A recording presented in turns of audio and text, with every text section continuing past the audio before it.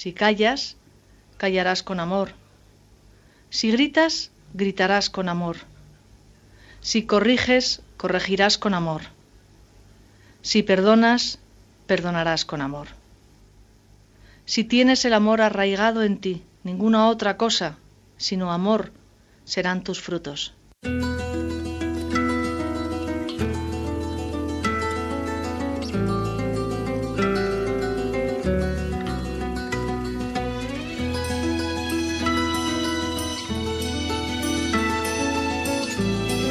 La voz de la noche, con Mariló López Garrido.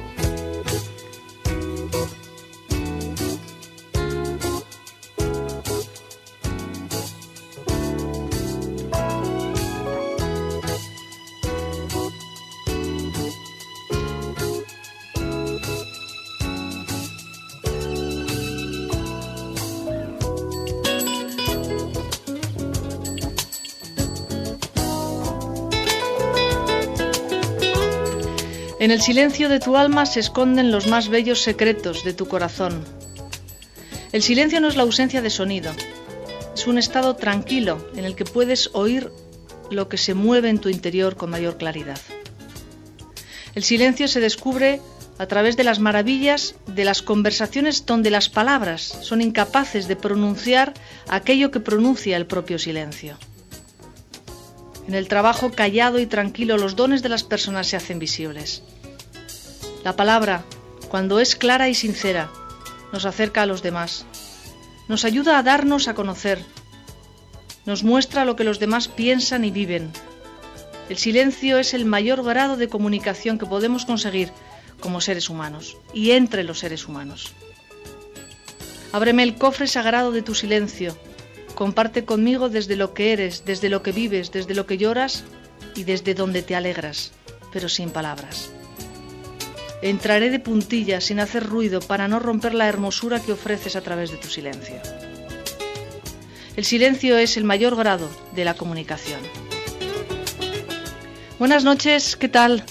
Comenzamos en este momento La Voz de la Noche en una nueva edición donde nos estamos encontrando a través de también los silencios que, aunque parezca una contradicción, silencios que se producen a través de la radio.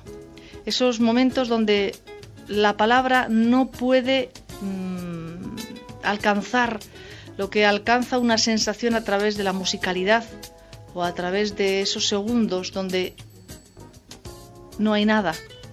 Eso se alcanza a través del silencio. A eso lo cautiva, lo enamora, lo seduce el silencio. Un saludo muy cordial, comenzamos La Voz de la Noche.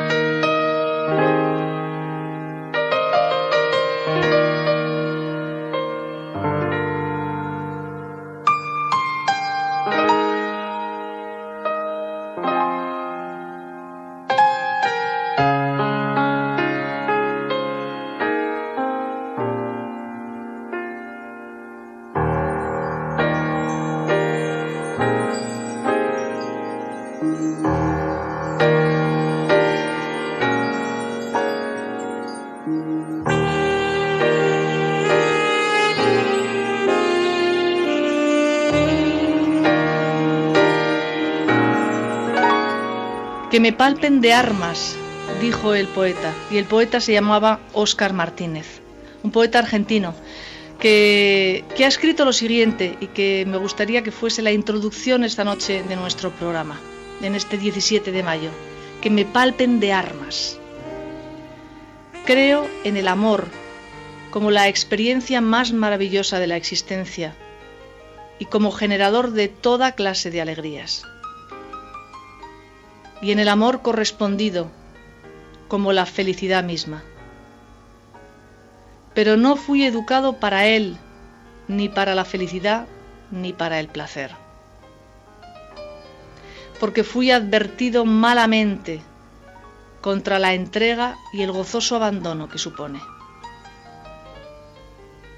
Cada día entonces, todavía, es una ardua conquista, una transgresión, una desobediencia debida a mí mismo, una porfia, la laboriosa tarea de desaprender lo aprendido, el desacato de aquel mandato primario y fatal, a aquel dictamen según el cual se gana o se pierde, se ama o se es amado, se mata o se muere. La vida, por lo tanto, no me ha endurecido. Ese sea tal vez mi mayor logro, que me palpen de armas. Dejo a un lado, si es que alguna vez tuve, o me queda, toda arma que sirva para volverse temible, para someter, para acumular, para ser poderoso, para triunfar en un mundo de mano armada, en el que la felicidad se compra con tarjeta de crédito. No quiero que la lucidez me cueste la alegría, ni que la alegría suponga la necedad o la ceguera. Pero no me es fácil, me cuesta vivir a contratiempo, con la sensación de ser testigo de un desatino histórico gigantesco, de un extravío descomunal, tan irracional, absurdo y desolador como la bomba de neutrones. No entiendo al mundo. Me parece, como dice Serrat, que ha caído en manos de unos locos con carné. Me siento ajeno a la debacle, pero en el medio de ella. Mi vida es apenas un instante en el océano del tiempo, y es como si quisiera que ese instante fuera sereno y hondo, en el medio de una desordenada, profunda, histérica e histrónica, de un holocausto definido, siempre a punto de estallar. Me desazona la banalización de la vida, el pavoneo de la insensatez, el triunfo de la prepotencia y de la ostentación, la deshumanización salvaje de los poderosos, la aceptación y el elogio del sálvese quien pueda, la práctica y la prédica del desamor y de la histeria. Me desazona la idiotez colectiva, la idealización de lo superfluo, el asesinato de la inocencia, el descuido suicida de lo poco que merecía nuestro mayor esmero, el desconocimiento o el olvido de nuestra propia condición. Me conmovió no hace tanto que el cosmólogo Sagan, en un artículo extenso, escrito como desde un punto perdido en el infinito del espacio, desde el cual el mundo se observa como una bolita cachuza, terminara diciendo: besen a sus hijos. Escuchemos a esos hombres, sigámoslos, leamos a los poetas. No permitamos que el misterio de la existencia deje de estremecernos cada día, porque es el cosmos más alto que podemos pagar por nuestra necedad y nuestra omnipotencia. La vida de un hombre merece nuestra devoción y nuestro más grande regocijo. Al amparo gozoso de su sombra, acariciados por la tibieza de la luz del sol y arrullados por el sonido mágico e irrepetible de su follaje, mecidos por la mano invisible del viento, estaremos a salvo de la alineación y de la orfandad, siempre y cuando seamos capaces de apreciar esa gloria, mientras nos sea posible reconocer en ella nuestra mayor riqueza. Que la muerte no nos hiera en la vida, que la ferocidad no nos pueda el alma, que nada troque nuestra dicha en estar despiertos, que una caricia nos atraviese como una flecha jubilosa y radiante. Besemos a los que amamos, amémonos.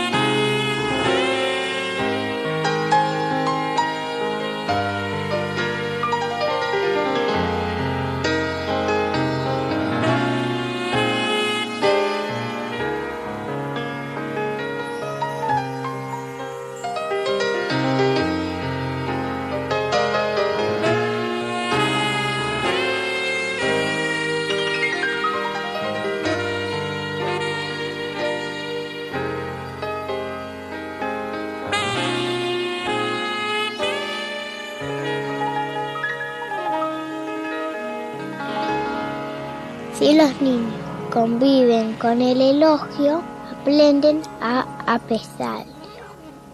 ¿Con qué conviven tus hijos?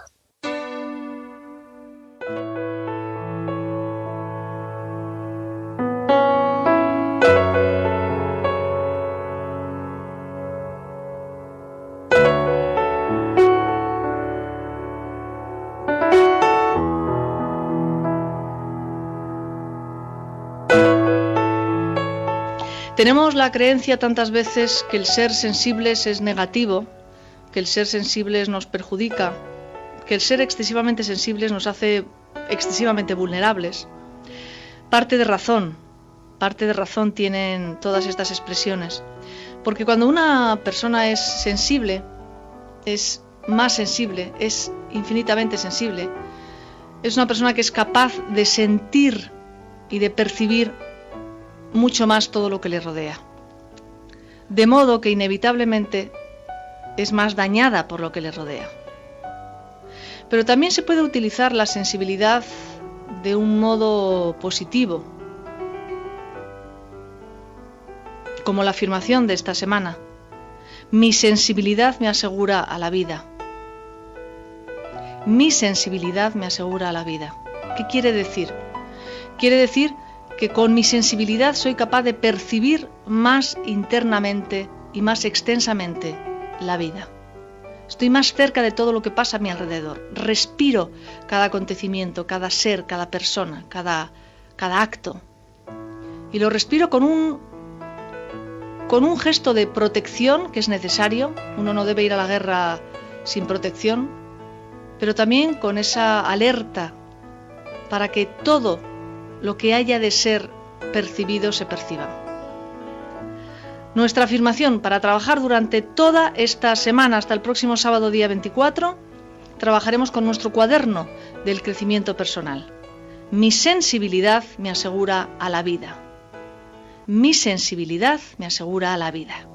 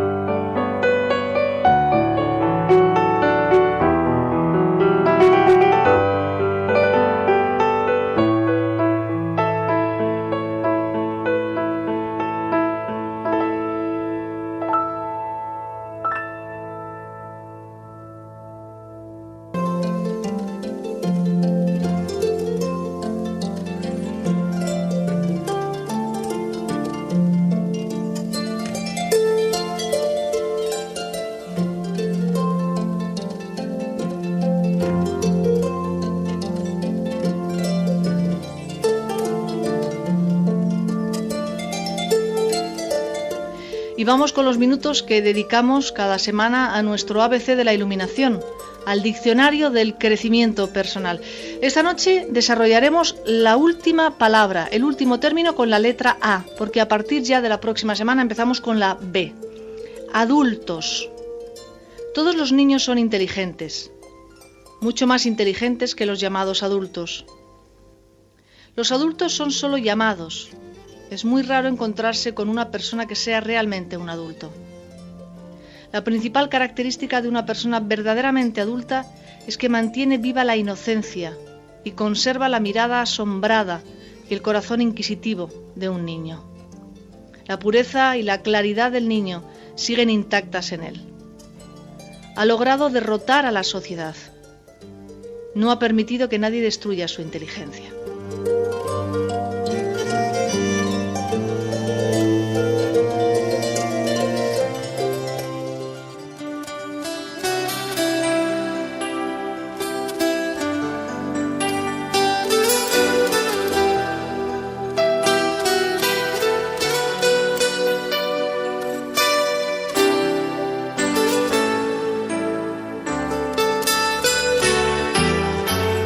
Y entramos en ese pequeño espacio que cada sábado dedicamos a ese parecido no es lo mismo durante todo este mes desarrollando dos términos, automatismo, repetición.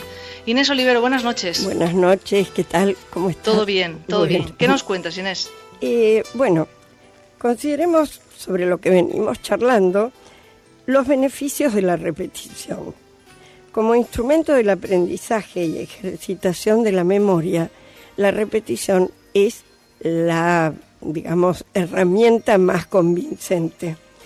Sabemos por experiencia que en cualquier estudio el auxilio de la repetición nos permite acceder a los saberes buscados.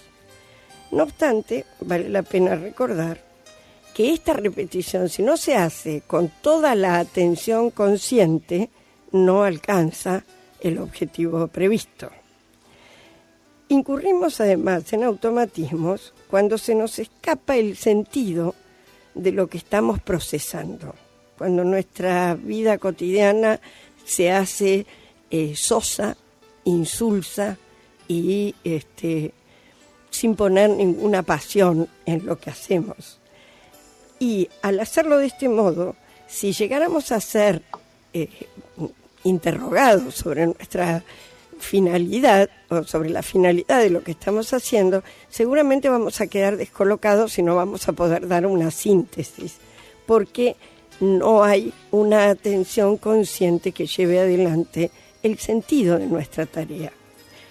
Por ejemplo, si se estudia de memoria, sin la suficiente atención al contenido, cualquier pregunta que uno le haga al estudiante desprevenido lo deja sin recursos. Va a decir, ¿cómo? Yo estudié otra cosa en el libro, porque por ahí fijó de memoria una serie de conocimientos sin haber hecho la ligazón con la comprensión consciente. Fijémonos que en nuestra vida de todos los días nos ocurren cosas de este tipo que dejan un sabor amargo a la vida que vamos viviendo. Por eso vale la pena seguir haciendo hincapié en la reflexión de estos dos términos. Y lo dejamos para la semana que viene. Gracias, Inés, un abrazo. Igualmente, un beso grande. Buenas noches.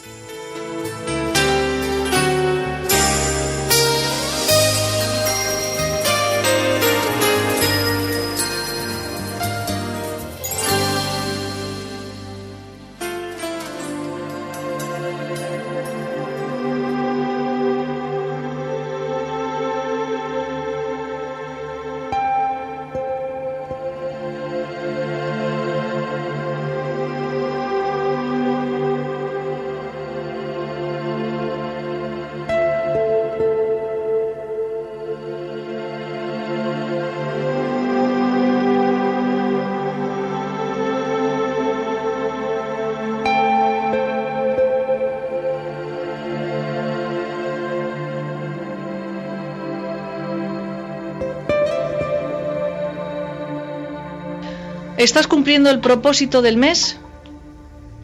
Esta semana es un propósito, este mes en realidad es un propósito difícil para muchos de nosotros y para muchas de nosotras. Porque el propósito de todo el mes, lo que queremos que hagas, que intentes hacer durante todo este mes en tu trabajo personal, es ocuparte de ti. Es mirar qué te pasa. Es cuidarte, es regalarte, es amarte. Eso es lo que queremos que hagas durante todo este mes de mayo. Regalarte flores, regalarte un libro, darte un masaje, darte un buen baño caliente, disfrutar de un paseo, que el tiempo sea para ti y que además no permitas que la culpa eche abajo ninguno de los regalos que te puedas hacer. ¿Qué es lo primero? Lo primero eres tú, pues esa es la prioridad. Ocuparte de ti, amarte, cuidarte, mimarte, estar enamorada, enamorado de ti mismo, de ti misma.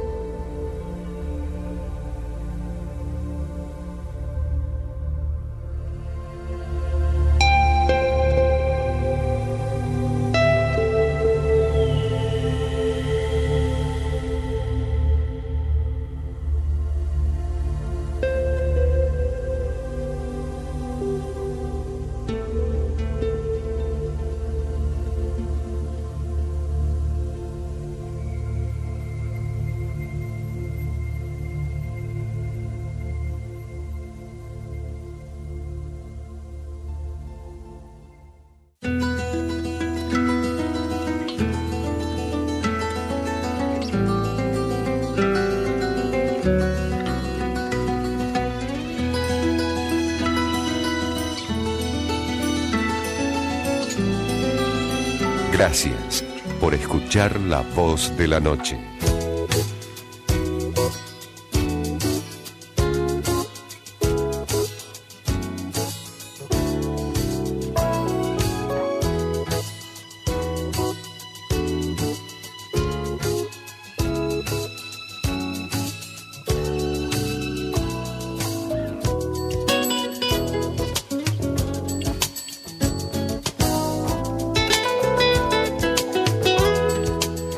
Que Dios no permita que yo pierda en romanticismos, aun sabiendo que las rosas no hablan. Que yo no permita que el optimismo, aun sabiendo que el futuro nos espera, puede ser tan alegre como el presente. Que Dios no permita que yo pierda las ganas de vivir, aun sabiendo que la vida es en muchos momentos dolorosa. Que yo no permita que pierda las grandes hazañas, los grandes momentos, los grandes encuentros con mis grandes amigos, aun sabiendo que hay amigos que fallan. Buenas noches. Que Dios o que yo no permitan, porque Dios y yo, Dios y tú, somos uno. Si realmente tuviéramos esta certeza, ¿verdad que andaríamos de otra manera por el mundo? Estamos entrando en nuestra segunda hora de radio. Tenemos por delante el tiempo de Antonio Blay, nuestras afirmaciones, propósitos, vuestras llamadas telefónicas, esa compañía que nos hacemos y ese trabajo que nos une cada sábado por la noche en Radio Continental.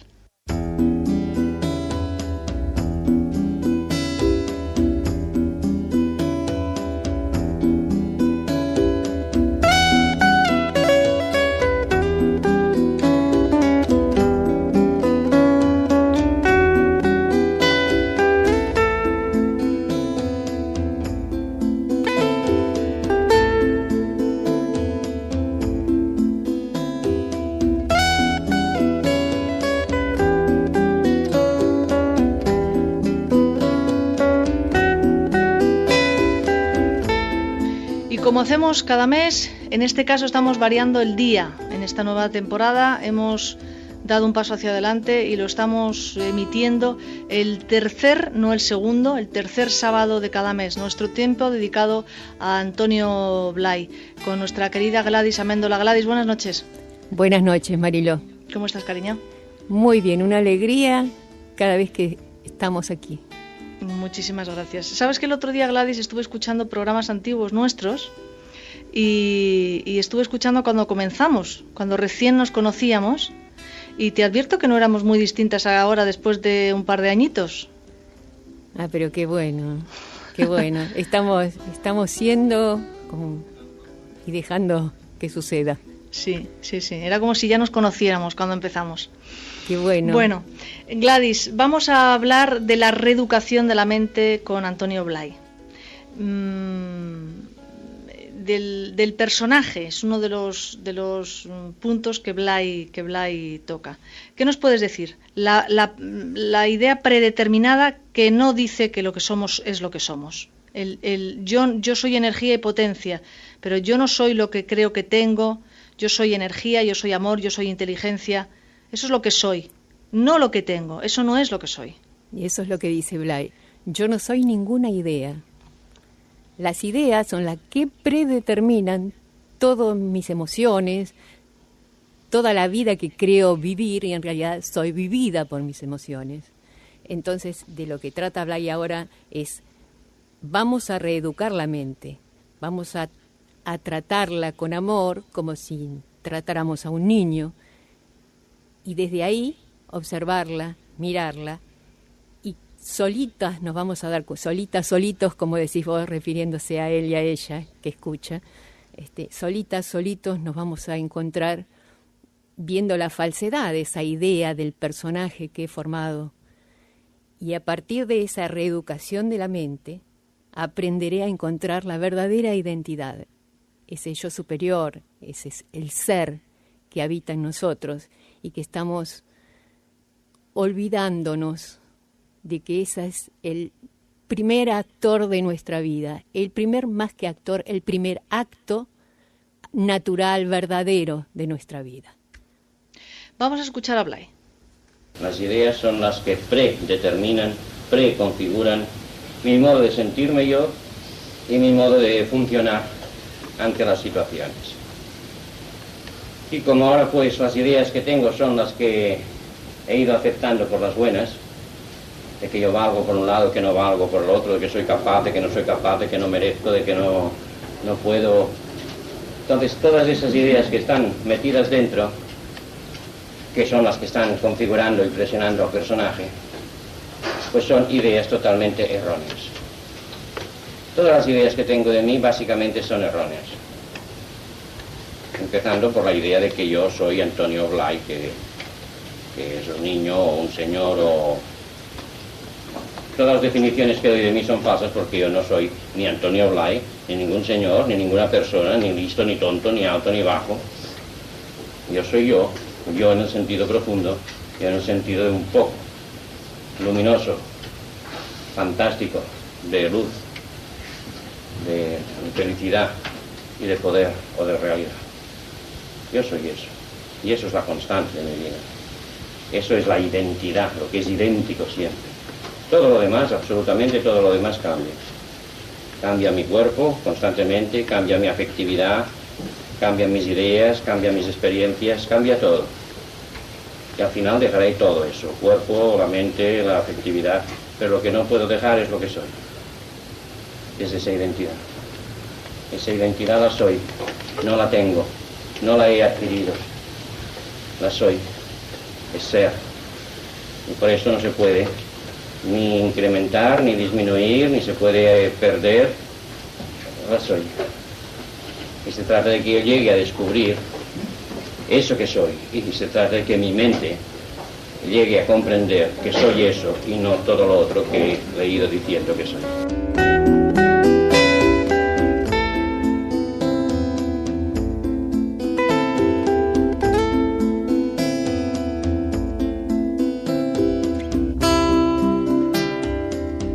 Es decir, Antonio Blay viene a constatar la idea de que lo que somos, lo que yo soy, el yo soy, que me imagino que es el yo soy también de Saint Germain, sí. Hoy casualmente estaba leyendo yo a Saint Germain, el yo soy no es algo que adquirimos, ni que aprendemos, ni que venimos en este mundo a desarrollarlo, sino que es algo que somos, que tenemos, que está con nosotros y que se irá cuando dejemos nuestro cuerpo, dejemos nuestras ideas y dejemos nuestra afectividad.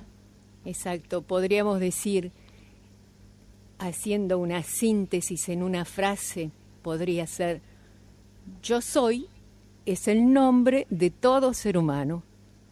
Yo soy. Todo lo demás es existencial y está bueno que así sea, pero siempre vivimos esa potencialidad de la que habla Blay, la energía, la afectividad, la inteligencia, desde el yo-idea. Cuando decimos yo, estamos diciendo yo y todas las ideas que tengo de lo que creo ser, de lo que creo tener. Y esa es la intención de Blay, de que nos paremos a mirar, a escuchar y a sentir el yo soy, el ser que habita en nosotros. Dice Blay que nosotros no somos el personaje. Gladys, ¿quieres explicarnos, o si no lo explico yo, cómo creamos el personaje? Sí, el personaje se crea desde la idea, cuando comienzo a tener una idea de mí. ¿Y cuándo empiezo a tener una idea de mí desde chiquito? Cuando empiezo a desconectarme del fondo real que yo soy, esa potencialidad de la que insiste Blay. Soy energía, yo soy amor, yo soy inteligencia. Y desde ahí vive todo el chiquito. Ahora, se empieza a desconectar porque cree que eso está afuera, que el amor está afuera, que la inteligencia, la comprensión está afuera, se empieza a desconectar. Y cuando ve que el afuera también no le responde, se encuentra absolutamente solo, desconectado del ser real que él es, y pone la mente central afuera, la pone exteriormente. Y entonces empieza a aceptar los modelos, pero ya no solamente los modelos como indicación de quienes le educan, no solamente eso, sino que además cree ser ese modelo. Yo soy bueno, yo soy malo. Ese yo soy tal cosa es la idea que tengo de mí. A partir de la idea que tengo, crearé además, porque no estoy de acuerdo con esa idea, siempre quiero más, crearé el yo ideal. Y desde ahí empieza a forjarse el personaje. Por eso dice Blay que la idea empieza a cristalizarse y ahí surge el personaje, surge el que no soy. De todas formas, lo que es importante e interesante aquí es ese tú eres que nos han dicho cuando éramos pequeños. El tú eres, tú eres, tú eres. Y ahí nosotros creamos un tú eres que tiene que ser el ideal, como decía Gladys, que tiene que ser el que es querido, el que es aceptado, el que es amado. Y a partir de ese es cuando nosotros empezamos a crear un ideal que se convierte en un personaje que nunca alcanzamos. Por lo tanto, la frustración es que es ley de vida. Y el desamor y la sensación de rechazo y de soledad es ley de vida porque nunca alcanzamos ese ideal que nos dijeron que teníamos que ser o por el que nos amaron. Creemos que somos amados, creímos que fuimos amados por una forma de ser determinada. Es muy raro encontrarse gente que le dice a sus hijos cuando les regaña: yo te voy a querer hagas lo que hagas y seas como seas. Quererte no tiene nada que ver con que yo te esté regañando. No tiene nada que ver con que me enfade contigo.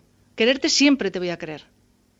Eso, que está en el fondo de todos los padres, en realidad nosotros cuando regañamos a nuestros hijos o nos enfadamos con ellos, por adelantado y por añadido está que les amamos.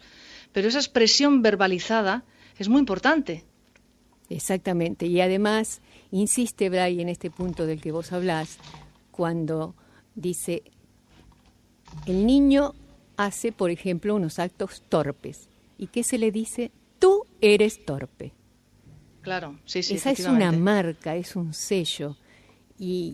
Pero ¿por qué la mamá o quien educa, el papá, dice lo que dice? Porque él o ella lo viven así también, porque han sido educados así. Esto es comprensible, pero de todas maneras ahora lo vemos y podemos modificarlo. Sí, sí, efectivamente. Vamos a escuchar de nuevo a Antonio Blay. Yo no soy absolutamente nada de lo que me han dicho. Yo no soy nada de lo adquirido. Yo no soy ningún modo particular de ser como identidad. Yo soy el foco de donde surge toda capacidad de actuar, de donde surgen todos los modos posibles de ser, de donde fluye todo, donde aparece y luego donde desaparece todo. Entonces, que la mente deje de vivir en virtud de ideas falsas, erróneas, y que aprenda a aceptar la verdad, o a no pensar nada, y a descubrir simplemente, o si piensa, que piense lo que la experiencia enseña que es lo correcto, que es lo verdadero.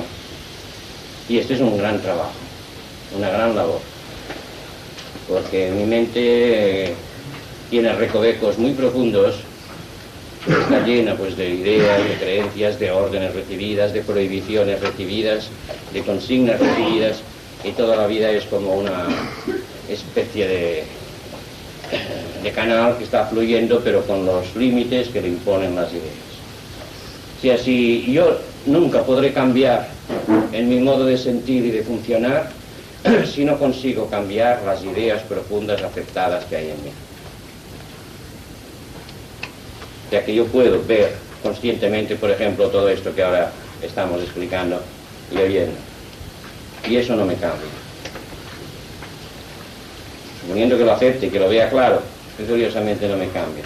De momento me da pues una expansión, una cierta ilusión, pero luego me encontraré que seguiré funcionando como siempre. Porque lo que me hace funcionar es los modelos, las ideas, las consignas que están metidas dentro y que están aceptadas. Hasta que no cambie las consignas, las ideas profundas, no puedo cambiar los modos de funcionar.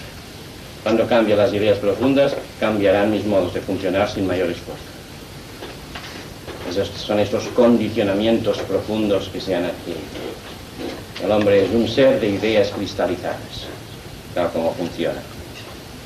Y el verdadero trabajo exige que yo llegue a transformar o a limpiar todas estas ideas que están cristalizadas dentro. Por lo tanto, hay un trabajo aquí grande a hacer para limpiar todo ese inconsciente, para reeducarlo. De hecho, el inconsciente funciona como un sector de la mente, pero que está lleno de ideas equivocadas. Entonces, lo que realmente necesita es que se le reeduque.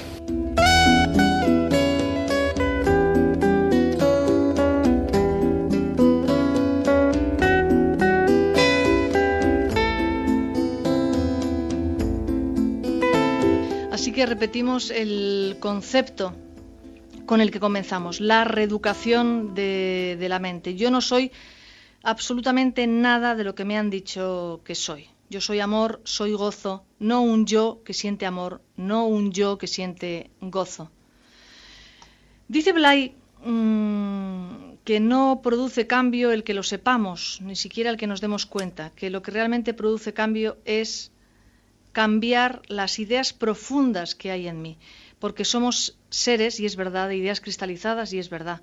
Gladys, ¿y cómo se cambian esas ideas profundas que hay en mí? Bueno, antes, viste que fuerte, ¿no? Es fuertísimo escuchar, suponiendo que yo lo escuche y lo acepte, esto no me va a cambiar. Claro, solamente sí, te quedas así como diciendo que entonces no hay salida. Claro, porque hay es como que hay como una muy buena intención para trascender esto.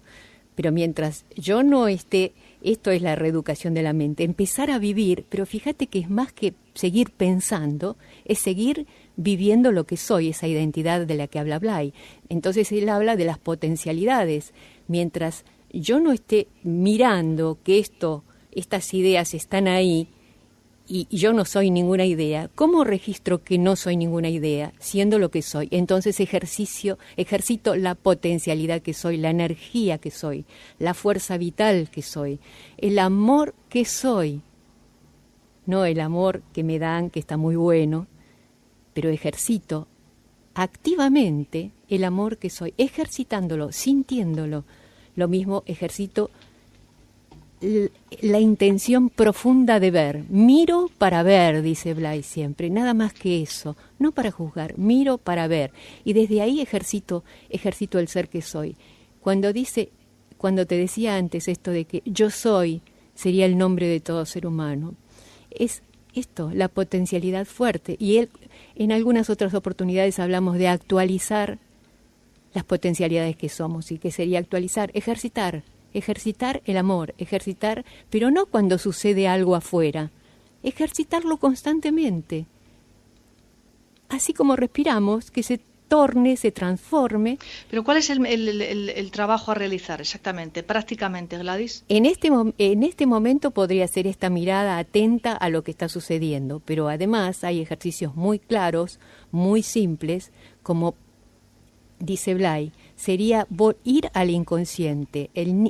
La mentalidad infantil quedó ahí. Entonces sería ir al inconsciente, hablarle, y en minutos, a veces son 4 o 5 minutos, uno se sienta todos los días y le habla a ese niñito, esa niñita. Por ejemplo, vamos a dar el ejemplo, Mariló se sienta, cierra los ojos y le habla a esa niñita Mariló, la más pequeñita que se recuerda a Mariló, y le dice: Mariló, vos no sos ninguna idea, vos no sos la idea que te dieron tus padres, de la manera que le salga a Mariló.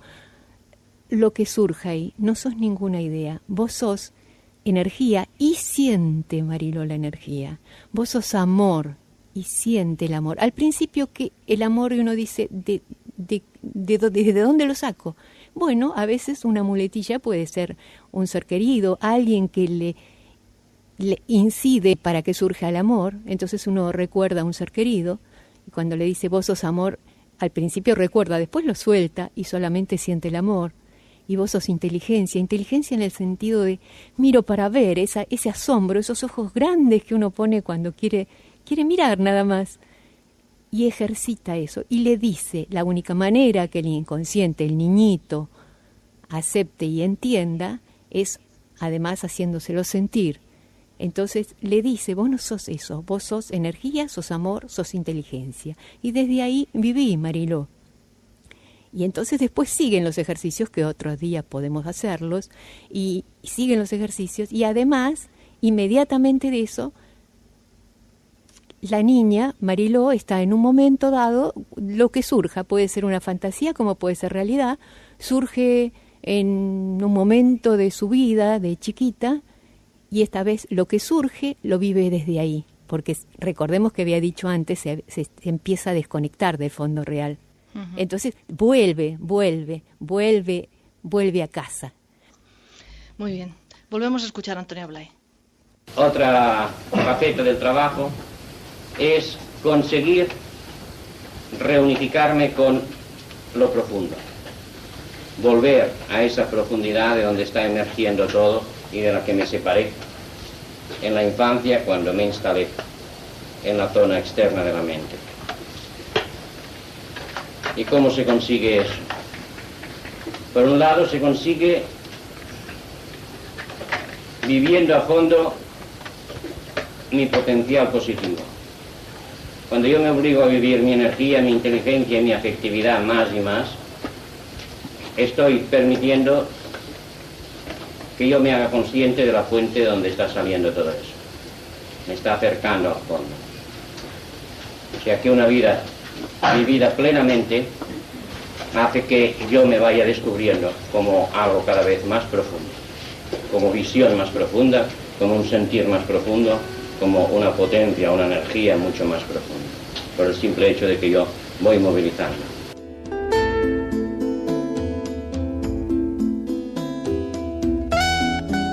Terminando nuestro tiempo de Antonio Blay, Gladys, para cerrar, ¿qué podrías decir a nuestros oyentes y cómo podríamos condensar ese yo soy, que es el tema de hoy, esa reeducación de la mente de la que Blay nos hablaba y ese cambio de las ideas profundas, cristalizadas que todos tenemos, que Blay nos lo ha dicho en más de una ocasión? Sí, sería más que importante insistir en esto de vivir a fondo el potencial positivo que yo soy. Vos viste que él insiste que para reunificarme necesito volver a mí, es volver a ser yo mismo. Cuando se habla de ser uno mismo, uno cree que ser uno mismo es ser todas las emociones que le vienen juntas, todas las cosas que vienen de afuera juntas, y en realidad es volver a mí, volver al simple hecho de movilizar el potencial que soy. A tal punto casi no se entiende a veces esto, y ahora lo vamos a ir entendiendo cada vez más, es que Blay dice muchas veces, si esto de ser uno mismo, si esto queda claro alguna vez, porque parece que está claro y no lo está, porque todo el curso es eso, es lo mismo, se trata de quitar todo lo que cubrimos y detrás de todo esto estamos nosotros. Y como dice Blay, y desde ahí vivir. Y desde ahí vivir. Muy bien, con ese desde ahí vivir, colofón perfecto de nuestro tiempo de Antonio Blay, nos despedimos de Gladys. Gladys, nos vemos el próximo mes. Nos vemos el próximo mes. Gracias, un beso muy fuerte. Un beso. Buenas noches.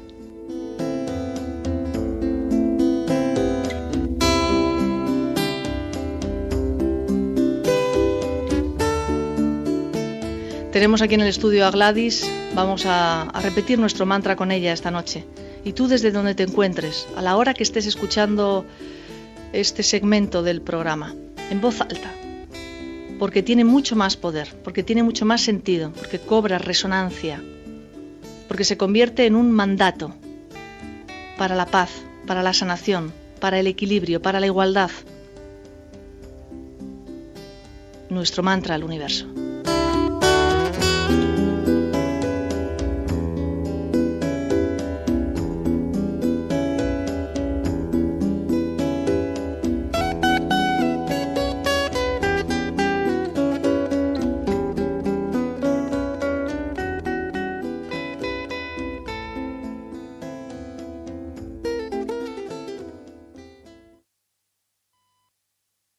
Por la tolerancia, la paz y la sanación en el planeta Tierra.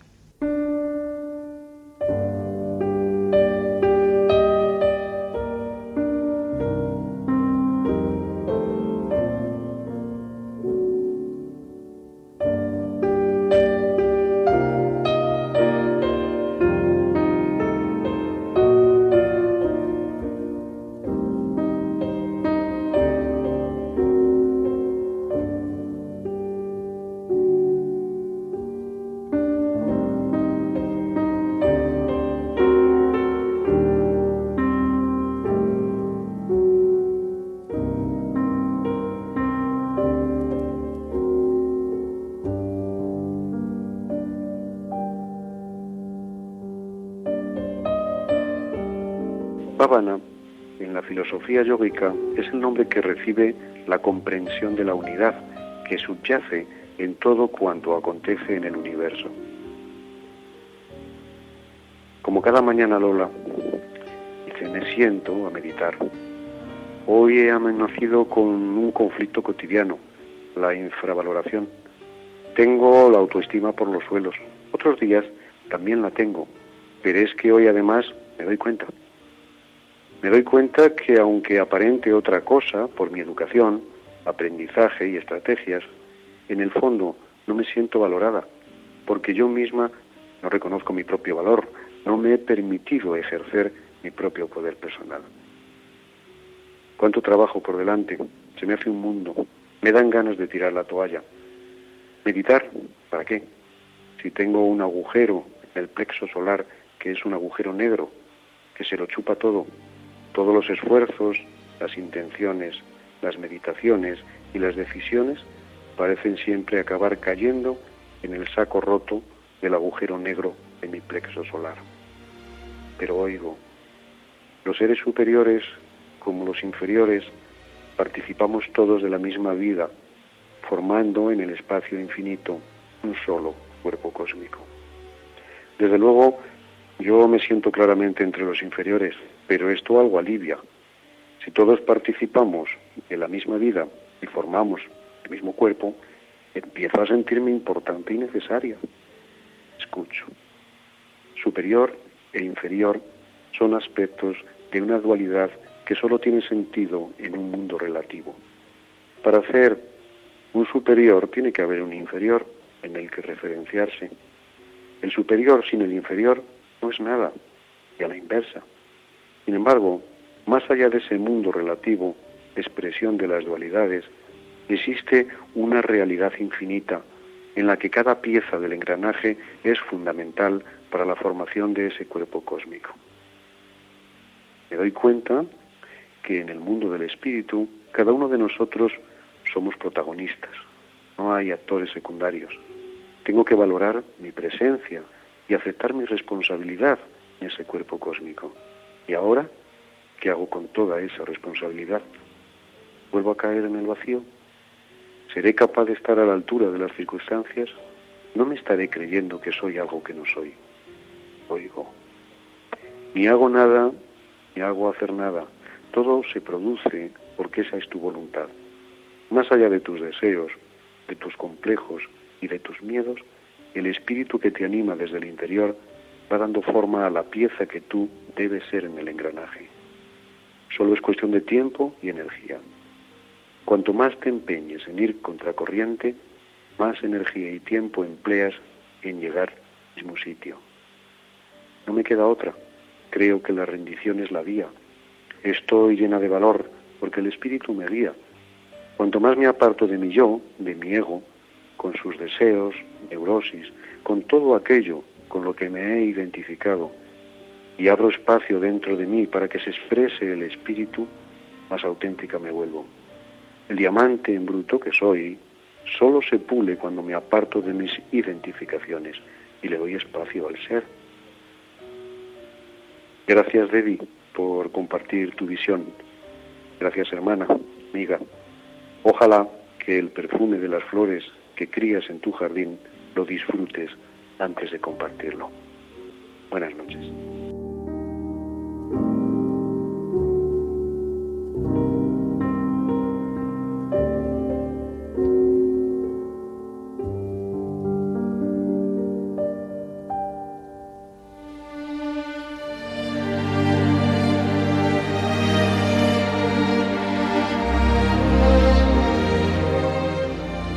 Observa la naturaleza. Asómbrate con el vuelo de un pájaro, con un atardecer, con la salida de la luna mirando una flor. Cuando lo haces, la coraza de tu corazón se desvanece, tu visión se hace más clara y penetrante. Solo así sabrás qué es el amor. El amor no es puramente un sentimiento, tampoco es simplemente una emoción. El amor es una decisión, es el compromiso de pertenecer con alguien, especialmente cuando las emociones y los sentimientos se hayan desvanecido. Es la crónica de un ángel, nuestro fax directo al otro plano, entre dos mundos. Siembra hoy lo que quieres cosechar mañana.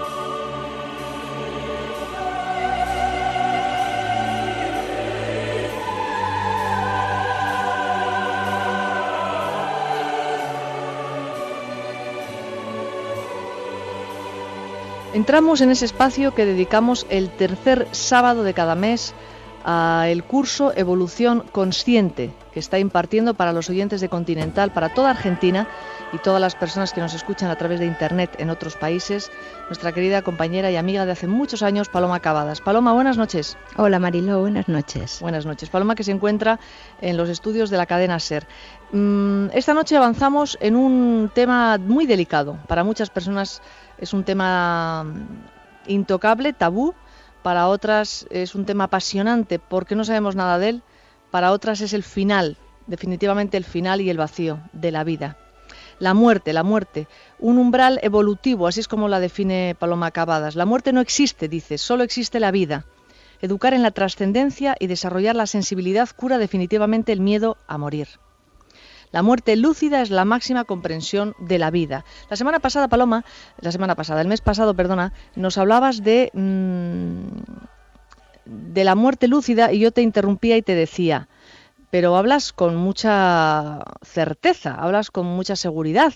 Es una apreciación tuya, es una teoría, es una vivencia, y tú me contabas un montón de cosas que tienen que ver con tu evolución personal que te han llevado a creer fehacientemente que la muerte no existe.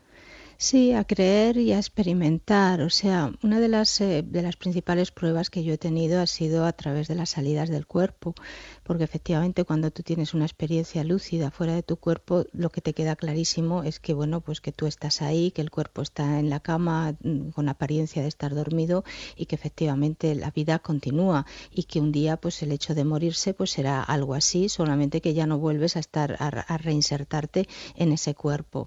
El hecho, además de haber tenido experiencias con personas fallecidas, con miles de personas, no solamente algunas de mis seres queridos y fallecidos y conocidos, pero con poblaciones de personas fallecidas en las más diferentes condiciones que se encontraban, pues desde luego me fue reafirmando en todo esto, ¿no?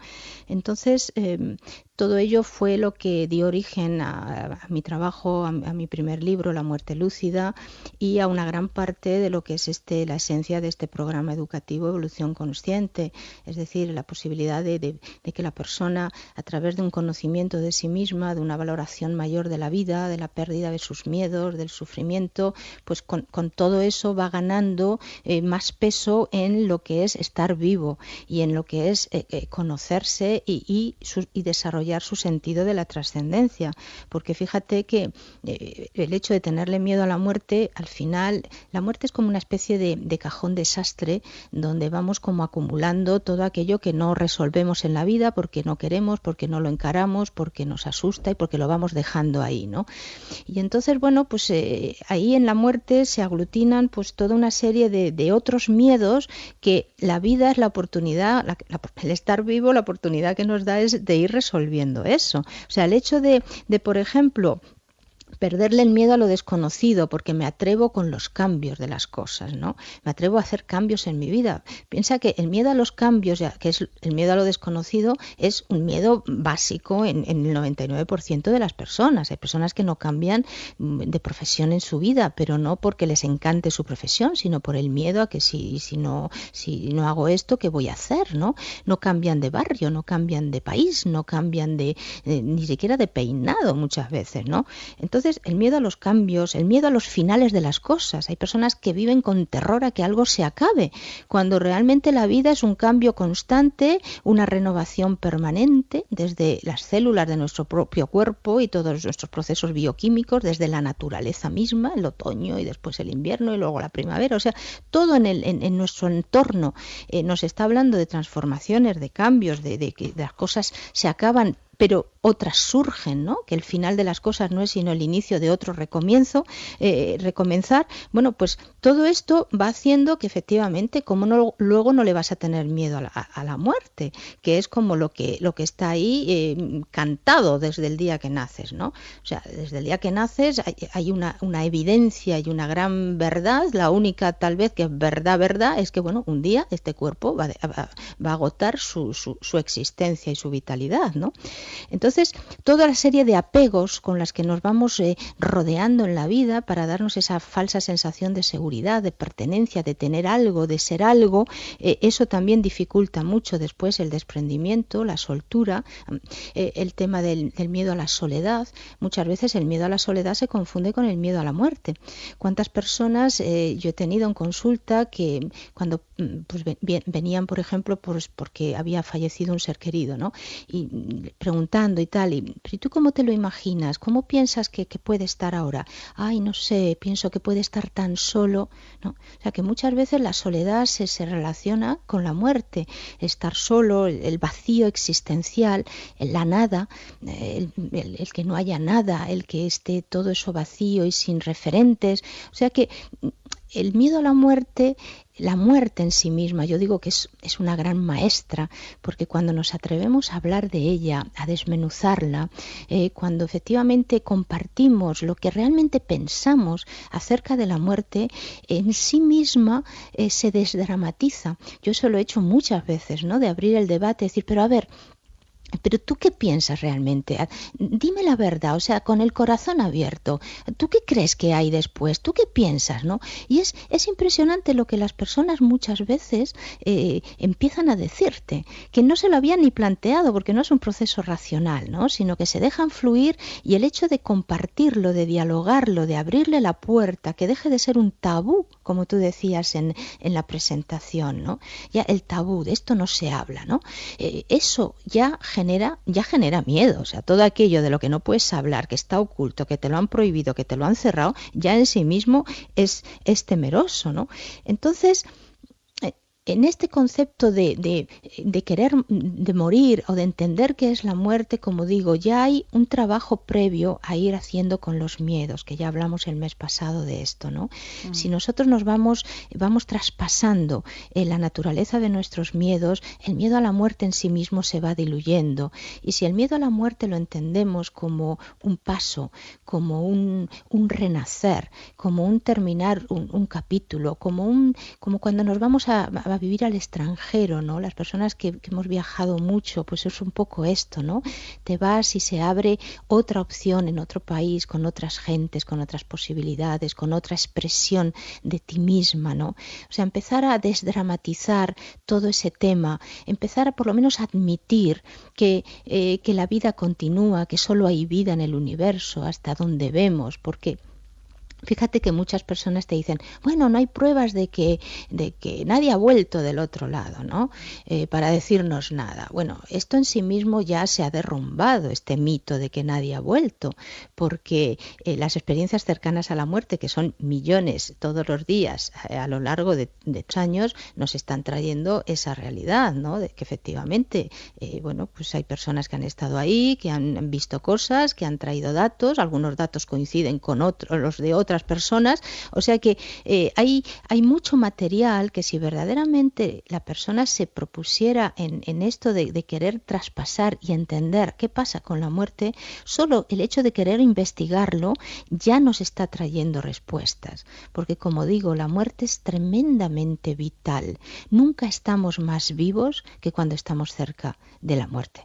Y esto pues te lo pueden decir las personas pues que han estado en experiencias pues de peligro, ¿no? al borde de pasarles algo, cuando estamos con personas que pueden perder la vida porque están enfermos, ¿no? Y es como que empezamos a valorar todo. Ay, ahora que está tan mal, ahora es cuando yo quisiera decirle, ahora que podríamos hacer tantas cosas, ahora, o sea, vamos a darnos cuenta que la muerte en realidad lo que nos está enseñando es la importancia de la vida y que no tenemos que esperar a que se produzca ese momento para verdaderamente estar vivos y para valorar todo lo que la vida nos ofrece.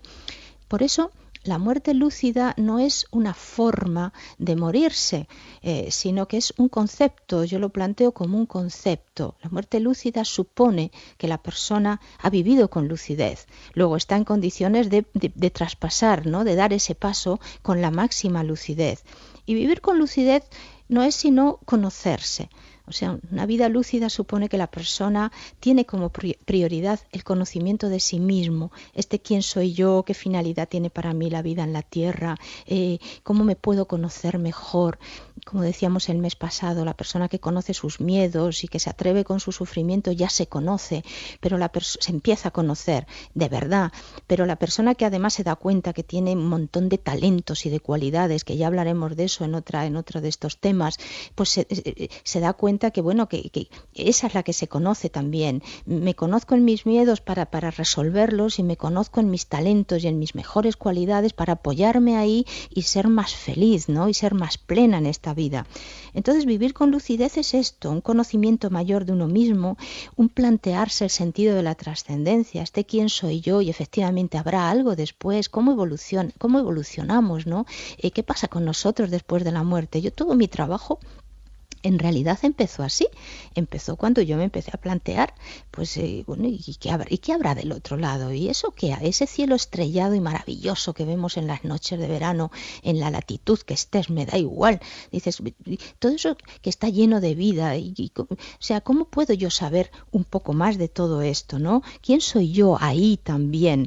Y procurar tener vivencias de esto, que no sea una creencia, que no me tenga que agarrar a algo que no sé quién me ha dicho, sino de qué manera yo puedo empezar a experimentarme en otros estados de conciencia que a mí me traigan como datos de esa realidad, que a mí me dejen tranquilo al respecto de que esa realidad existe.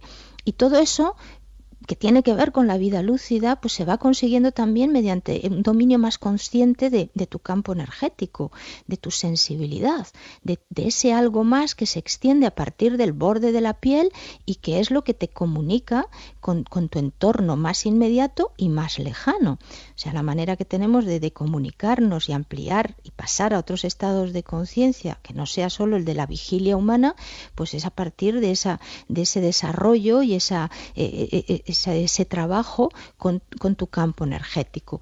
O sea, es dejar espacio a que vaya resonando el eco de la continuidad de la vida, de la existencia completa y continua y para siempre de la vida, de la evolución de la conciencia que no se acaba y que no solamente se da en un planeta como es este maravilloso, sino que se da en todo el universo.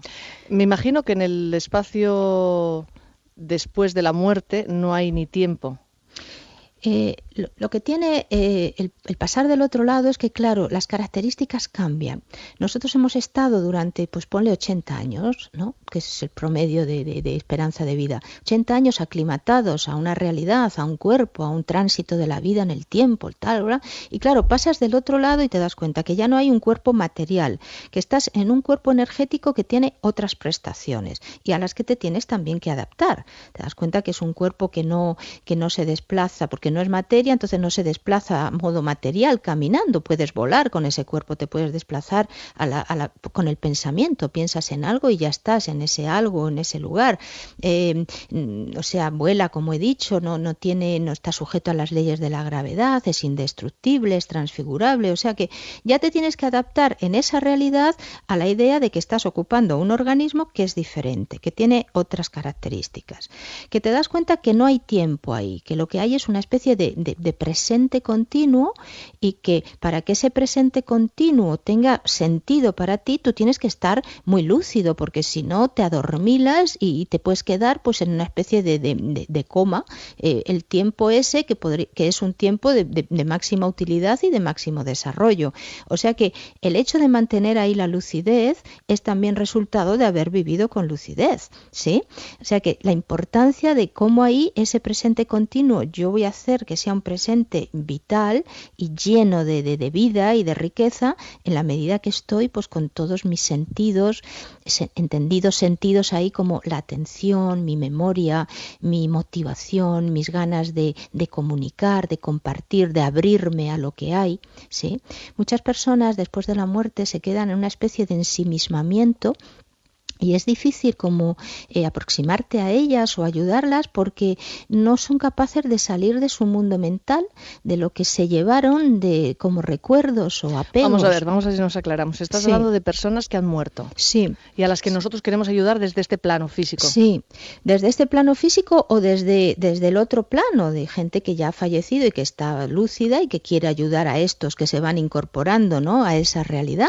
Y muchas veces no los puedes ayudar porque no consigues aproximarte, llamarles la atención, o sea, sacarles de su ensimismamiento. Entonces, por eso es tan importante en la vida trabajar, o sea, en la vida lúcida, ir trabajando todo lo que es la motivación, atreverte con las cosas, trabajar tu atención, trabajar tu memoria, trabajar tus mejores capacidades, mantenerlas activas, mantenerlas dinámicas, mantenerlas dispuestas, porque todo eso también es lo que vamos a trasladar al otro periodo, ¿de acuerdo? O sea que en la otra realidad, cuando hemos fallecido, pues estamos en un cuerpo distinto, en un tiempo presente continuo, donde ya no hay esto de rebobino y me quedo en el pasado, me voy al futuro, sino que estamos generando todo el tiempo vida y generando realidad, si estar despierto. ¿De acuerdo? Estamos también ahí con las posibilidades, efectivamente, de hacer todo aquello que a uno le interese y que uno se proponga. O sea que hay mucho por hacer en la realidad post-mortem. Hay personas que eligen quedarse cerca de la realidad humana y echar una mano a los que estamos por aquí, que es lo que la gente llama los guías y tal y cual, ¿no? Muchas veces, si estás ahí muy lúcido, puedes elegir eso, pero puedes elegir pues participar de proyectos en el universo, adquirir cultura del cosmos, saber cómo es realmente esto de evolucionar, esto de vivir en múltiples dimensiones, esto de manejar la energía, entender los sentimientos, cómo son, cómo se generan, de dónde vienen, cómo impregnarnos de sentimientos profundos que vienen de esas dimensiones, porque no son de aquí, de la Tierra, pues la bondad, la generosidad, la paciencia, la entrega, la sanación. O sea, hay tanto por hacer realmente, tanto por hacer, que bueno, pues que es una pena que a veces, pues por no tener un conocimiento mayor de estas cosas, por no estar educados en el tema de la vida y de la muerte, pues el periodo post-mortem, que es un periodo lleno de vida y lleno de posibilidades, pues se quede en una especie de cosa amortiguada, reiterativa, ensimismada, donde la persona no saca ningún jugo, ningún provecho, ¿no? Paloma, cuando hablas de ayudar a las otras personas que han fallecido o cuando estamos en ese plano, a mí es que me sorprende mucho la seguridad con la que hablas de algo tan inaccesible teóricamente como es estar en aquel plano y además conocer lo que sucede, ¿no? Pero fíjate, voy a decir algo que a lo mejor le resuena a muchas personas. Muchas personas que nos están escuchando esta noche seguro que han tenido sueños, lo que llaman sueños, de estar pues con algún familiar fallecido, de verle en esta u otra condición, de haberles pues echado una mano, ¿no? De decirles, venga fulanito, pues no te quedes ahí, pues vámonos para allá, o ¿por qué estás así, hombre? No estés mal, o en fin, algún tipo de sueño de esta naturaleza. Eso ya es una forma de estar trabajando y ayudando del otro lado, en eso que llamamos sueños, ¿sí? En mi caso concreto, tal vez la diferencia es que todo eso lo he hecho conscientemente. Entonces yo estoy hablando de algo que lo he vivido. Yo me he visto en cientos de situaciones con personas fallecidas, grupos, seres aislados, de las más diferentes categorías humanas, en las más diversas situaciones, ya sean fallecidos por accidentes o por muerte natural o por resultado de una larga enfermedad. Entonces estoy hablando de lo que he vivido. Realmente, ni más ni menos. Y a lo mejor la utilidad que puede tener mi trabajo es pues poder hablar de esto finalmente, con naturalidad, con tranquilidad, sin tabúes, y dando la opción a que bueno, pues cualquier persona lo puede empezar a intentar. ¿Y tú no tienes ningún miedo a la muerte, Paloma? No. Si supieras que tienes una enfermedad y que te vas a morir, te diagnostican 3 semanas de vida. Pues mira, seguiría haciendo lo que estoy haciendo ahora mismo. Estoy revisando ya las últimas galeradas de mi próximo libro que sale en septiembre, que me las han entregado ayer. Pues seguiría revisando eso, terminando mis cosas, pasándomelo bien y celebrando, y bueno, y ya está. Además es que cuando empiezas a vivir esto como una continuidad y con naturalidad, pues puedes tener incluso situaciones que te van anunciando cómo puede ser esto. O sea, yo ya me he visto en muchas posibilidades de irme de aquí, ¿no? ¿De cómo te irías? Sí, de cómo me iría, y por eso el perder el miedo a morir también te ayuda a, bueno, pues a hablar de esto con más naturalidad y a poder emitir tus intenciones al respecto, ¿no? Decir, bueno, pues oye, pues una forma en que me gustaría pues sería de esta manera, ¿no? No tal, o sea, que eso ya lo hace la gente también habitualmente, ¿no? Gente que dice, oye, pues no me gustaría sufrir, pues no me gustaría pasarlo mal, pues realmente me gustaría pues dormirme y ya está. O sea, muchas personas ya lo hacen de forma espontánea. Entonces, que deje de ser espontáneo y que empiece a ser pues algo tan natural en tu vida como estar vivo, porque te digo, la muerte es que no existe, realmente existe la idea que tenemos de la muerte. Lo que yo creo que es la muerte, que es un poco pues el tema también de los miedos. Como decíamos el mes pasado, el miedo tiene mucho de psicológico, de imaginario, de lo que yo creo que me puede llegar a pasar y que me aterroriza y que luego a lo mejor nunca sucede. Entonces con el tema de la muerte es un poco esto, ¿no?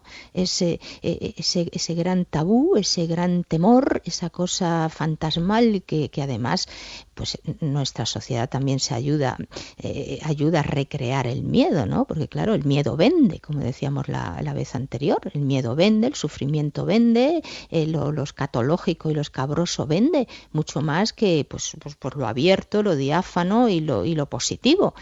Y ese es un paradigma también que tenemos que cambiar, porque ya está bien de estarle dando crédito a todo esto, que es horrible, cuando también hay una parte de nuestra naturaleza que clama por estar bien, por ser feliz, por la positividad de las cosas. Uh-huh. Bueno, aquí lo tenemos que dejar, Paloma. ¿Ya? La verdad, sí, ya se pasó ¿no? rápido, sí, se pasó rapidísimo. Bueno. Hemos estado casi 30 minutos y fíjate, no nos hemos enterado. O sea, que hemos entrado un poco en esa dimensión donde no hay espacio ni tiempo. Es verdad. Sí, hemos tocado un poco esa dimensión. Bueno, esta evolución consciente, que es como se titula el curso que Paloma está impartiendo este año en La Voz de la Noche para toda Radio Continental, nos está sabiendo a poco. Pero en fin, nos alegramos mucho de tenerte en la radio, Paloma. Yo también, para mí es un honor y un placer estar con vosotros. ¿Y nos encontramos el próximo mes? Pues claro que sí, con mucho gusto. Un beso muy fuerte.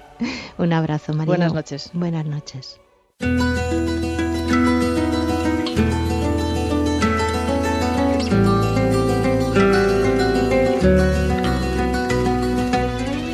La Voz de la Noche. ¿Es lo mismo amor que apego? Con Mariló Garrido.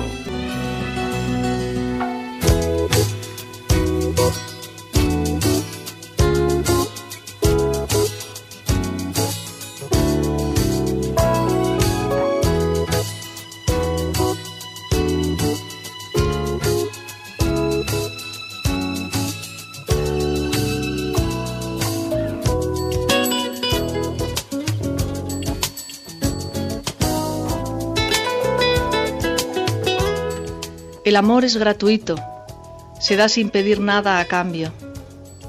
El amor de verdad es un estado de sensibilidad que te capacita para abrirte a todas las personas, a la vida. El amor tiene un carácter indiscriminado. Todo el mundo necesita y puede dar amor. El amor debe ser espontáneo, debe fluir de forma franca y sincera. Es libre, no hay coacción, sale libremente sin control. El amor, amar, es un estado que no elige a quién amar, sino que ama porque no puede hacer otra cosa, porque es el amor. Solo si amas serás feliz. Solo eres feliz si amas.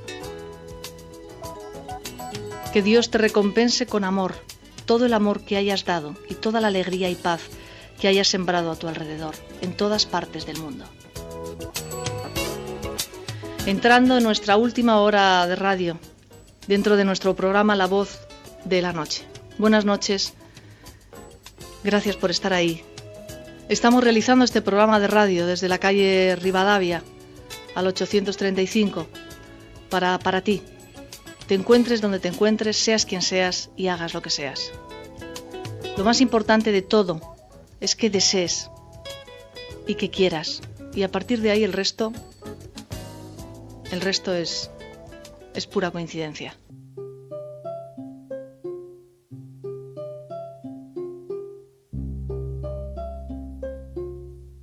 Huellas de lo sagrado.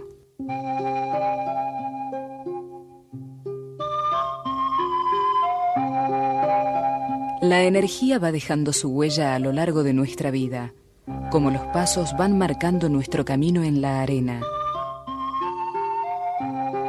Transcribir, reproducir y mirar el sentido profundo de esas huellas es una posibilidad que tenemos para conocer el invisible mundo del inconsciente, el invisible mundo de la energía, los símbolos y su significado, los sueños y sus arquetipos, los mitos, las viejas leyendas que traen toda una historia para develarnos el enigma de la esfinge, las figuras, las ideas, las palabras.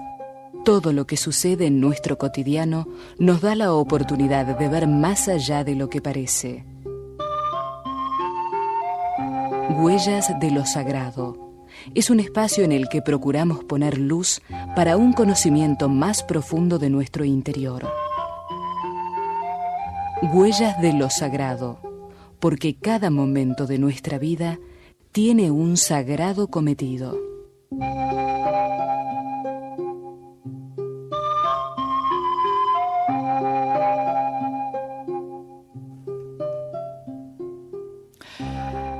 En primer lugar, ¿por qué criticamos? ¿Es con el fin de comprender o es simplemente un proceso de irritante censura? Si yo os critico, si yo te critico, ¿te estoy comprendiendo? ¿Viene la comprensión a través del juicio crítico? Si yo deseo comprender, si yo deseo captar, no de un modo superficial, sino profundo, todo el significado de mi relación con vosotros, ¿empiezo a criticaros? ¿O me doy cuenta de esa relación entre vosotros y yo observándola en silencio, no proyectando mis opiniones, críticas, juicios, identificaciones o condenas, sino observando en silencio lo que ocurre? ¿Qué sucede si no critico? Uno puede dormirse, ¿no es así? Lo cual no significa que no nos durmamos cuando regañamos o criticamos con intensidad. Tal vez esto se convierta en un hábito y por tanto nos quedemos dormidos. Se logra una comprensión más amplia y más profunda de la convivencia por el medio de la crítica.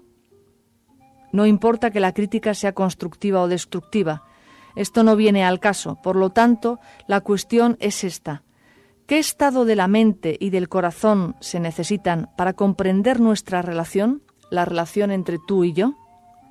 Estas son palabras de un libro que tiene 20 y tantos capítulos, escrito por Jiddu Krishnamurti, se llama Libertad Primera y Última, con un prólogo de Addus Dudley, en su segunda edición. En este libro, Krishnamurti desarrolla varios temas, aspectos de nuestra vida. Habla de las creencias, habla, como acabo de leeros, de las críticas, habla del miedo, de de la necesidad de recibir instrucciones espirituales, si eso es así o no lo es, de la murmuración. Es interesante, oración y meditación. Muchos capítulos tiene este libro, 30 y tantos capítulos. Mira, exactamente tiene 36. Y yo he querido resaltar el capítulo, parte de la introducción del capítulo que realiza sobre la crítica, el no criticar. Marly, buenas noches. Buenas noches. ¿Cómo estás? Muy bien. Y yo, entre otras muchas cosas, decía, ¿qué vamos a hacer cuando hablemos si no criticamos? Porque claro, es que estamos tan acostumbrados a unir cualquier tipo de conversación con una crítica o con un juicio. ¿Hay alguna diferencia entre la crítica y el juicio, Marly? Vamos a ver, la crítica puede ser, como tú sabes, constructiva o destructiva. El juicio, de la misma forma, puede ser un juicio crítico o un juicio constructivo. Entonces, ¿qué ocurre?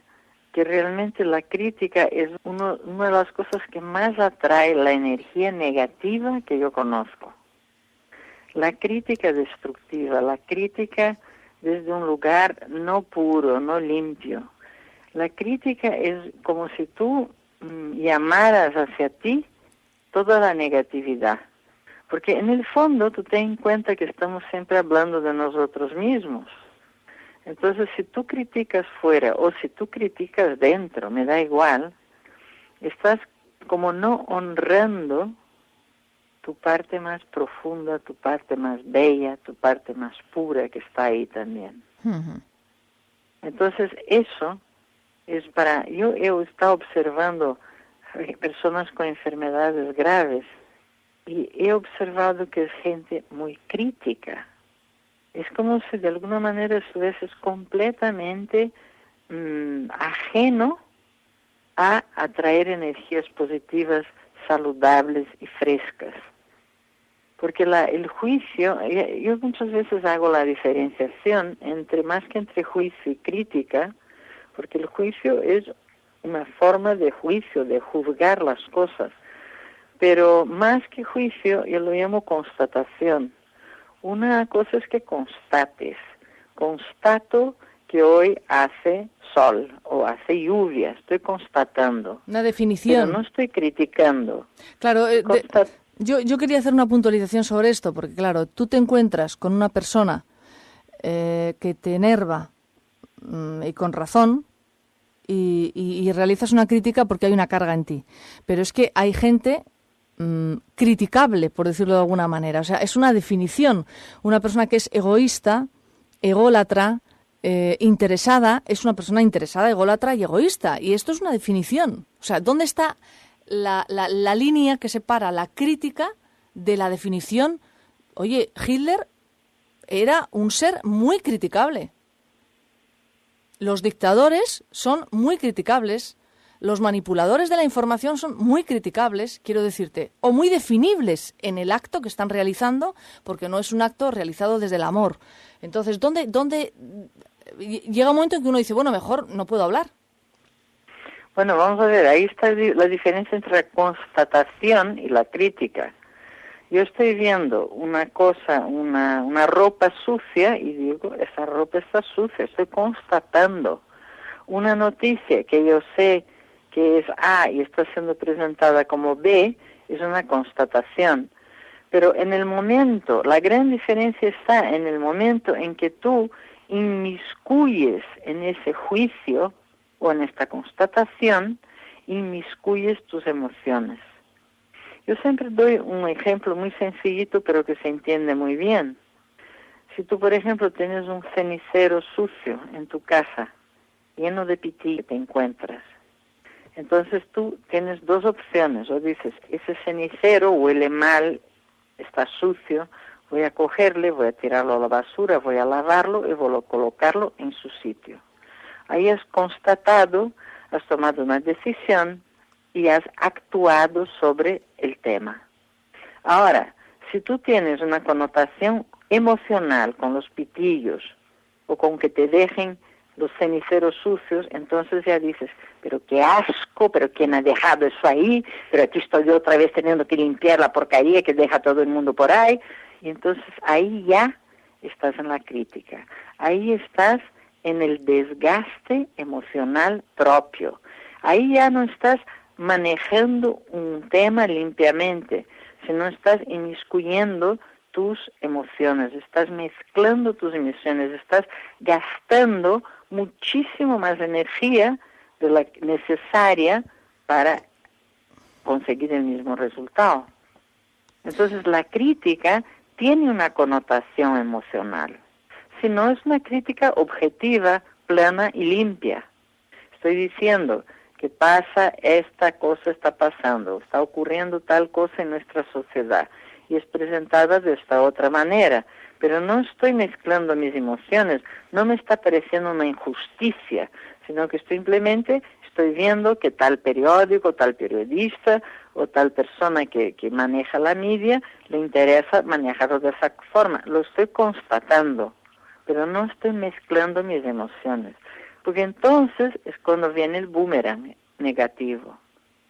No estoy diciendo que no se enjuicie, sino que el mezclar tus emociones es lo que realmente hace con que tú pagues el pato de tu crítica. Entonces, esa es la gran diferencia, el desgaste y la implicación emocional que tú puedes tener en el juicio.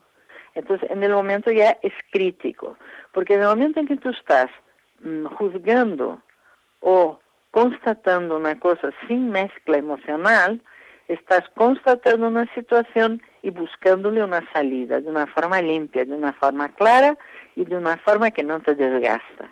En el momento en que tú tienes una connotación emocional, entonces ya estás haciendo un juego energético. Fíjate tú que hay aspectos muy interesantes sobre eso de la crítica, porque no hay duda que para la justicia humana hay muchas cosas que tú puedes criticar con toda la razón del mundo, porque tienes una sensación de justicia, que eso es injusto. Sin embargo, hay que darse cuenta que en ese mundo en el que estamos hay injusticia, claro que la hay, y que no la vamos a poder corregir por mucho que nos esforcemos y por mucho que nos apliquemos. Lo que sí podemos es hacer lo posible. Mira, hay un pequeño cuento que quiero contar aquí que muestra muy claramente lo que estoy diciendo. Hay un incendio en el bosque y hay un pajarito, un lorito, que va, coge una gota del agua y la tira al fuego. Y va y coge otra gotita del agua y la tira al fuego. Entonces los demás pájaros se mueren de risa y dicen, mira ese tonto que cree que va a apagar el incendio. Entonces el otro les mira y dice, no creo que voy a apagar el incendio, pero yo hago lo que puedo. Entonces, ¿qué está haciendo esa persona? Está actuando sin un desgaste, sin decir qué horror, qué miedo, qué espanto. Yo hago lo que puedo, yo tiro mi gotita al incendio.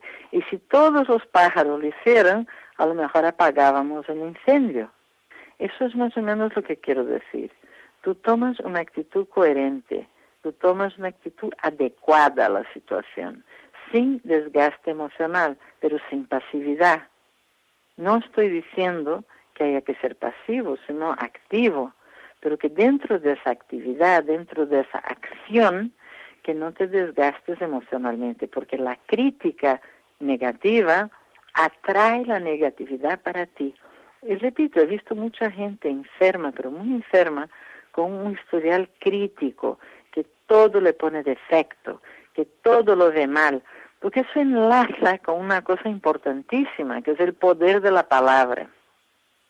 Tú puedes decir cualquier cosa de una forma que no hiera, de una forma que no provoque, de una forma en que tú estás diciendo lo mismo que dirías con palabras más agresivas, pero dándole al otro una posible salida. Mientras que hay palabras agresivas, directas, que acorralan al otro. Y entonces tienen una vuelta.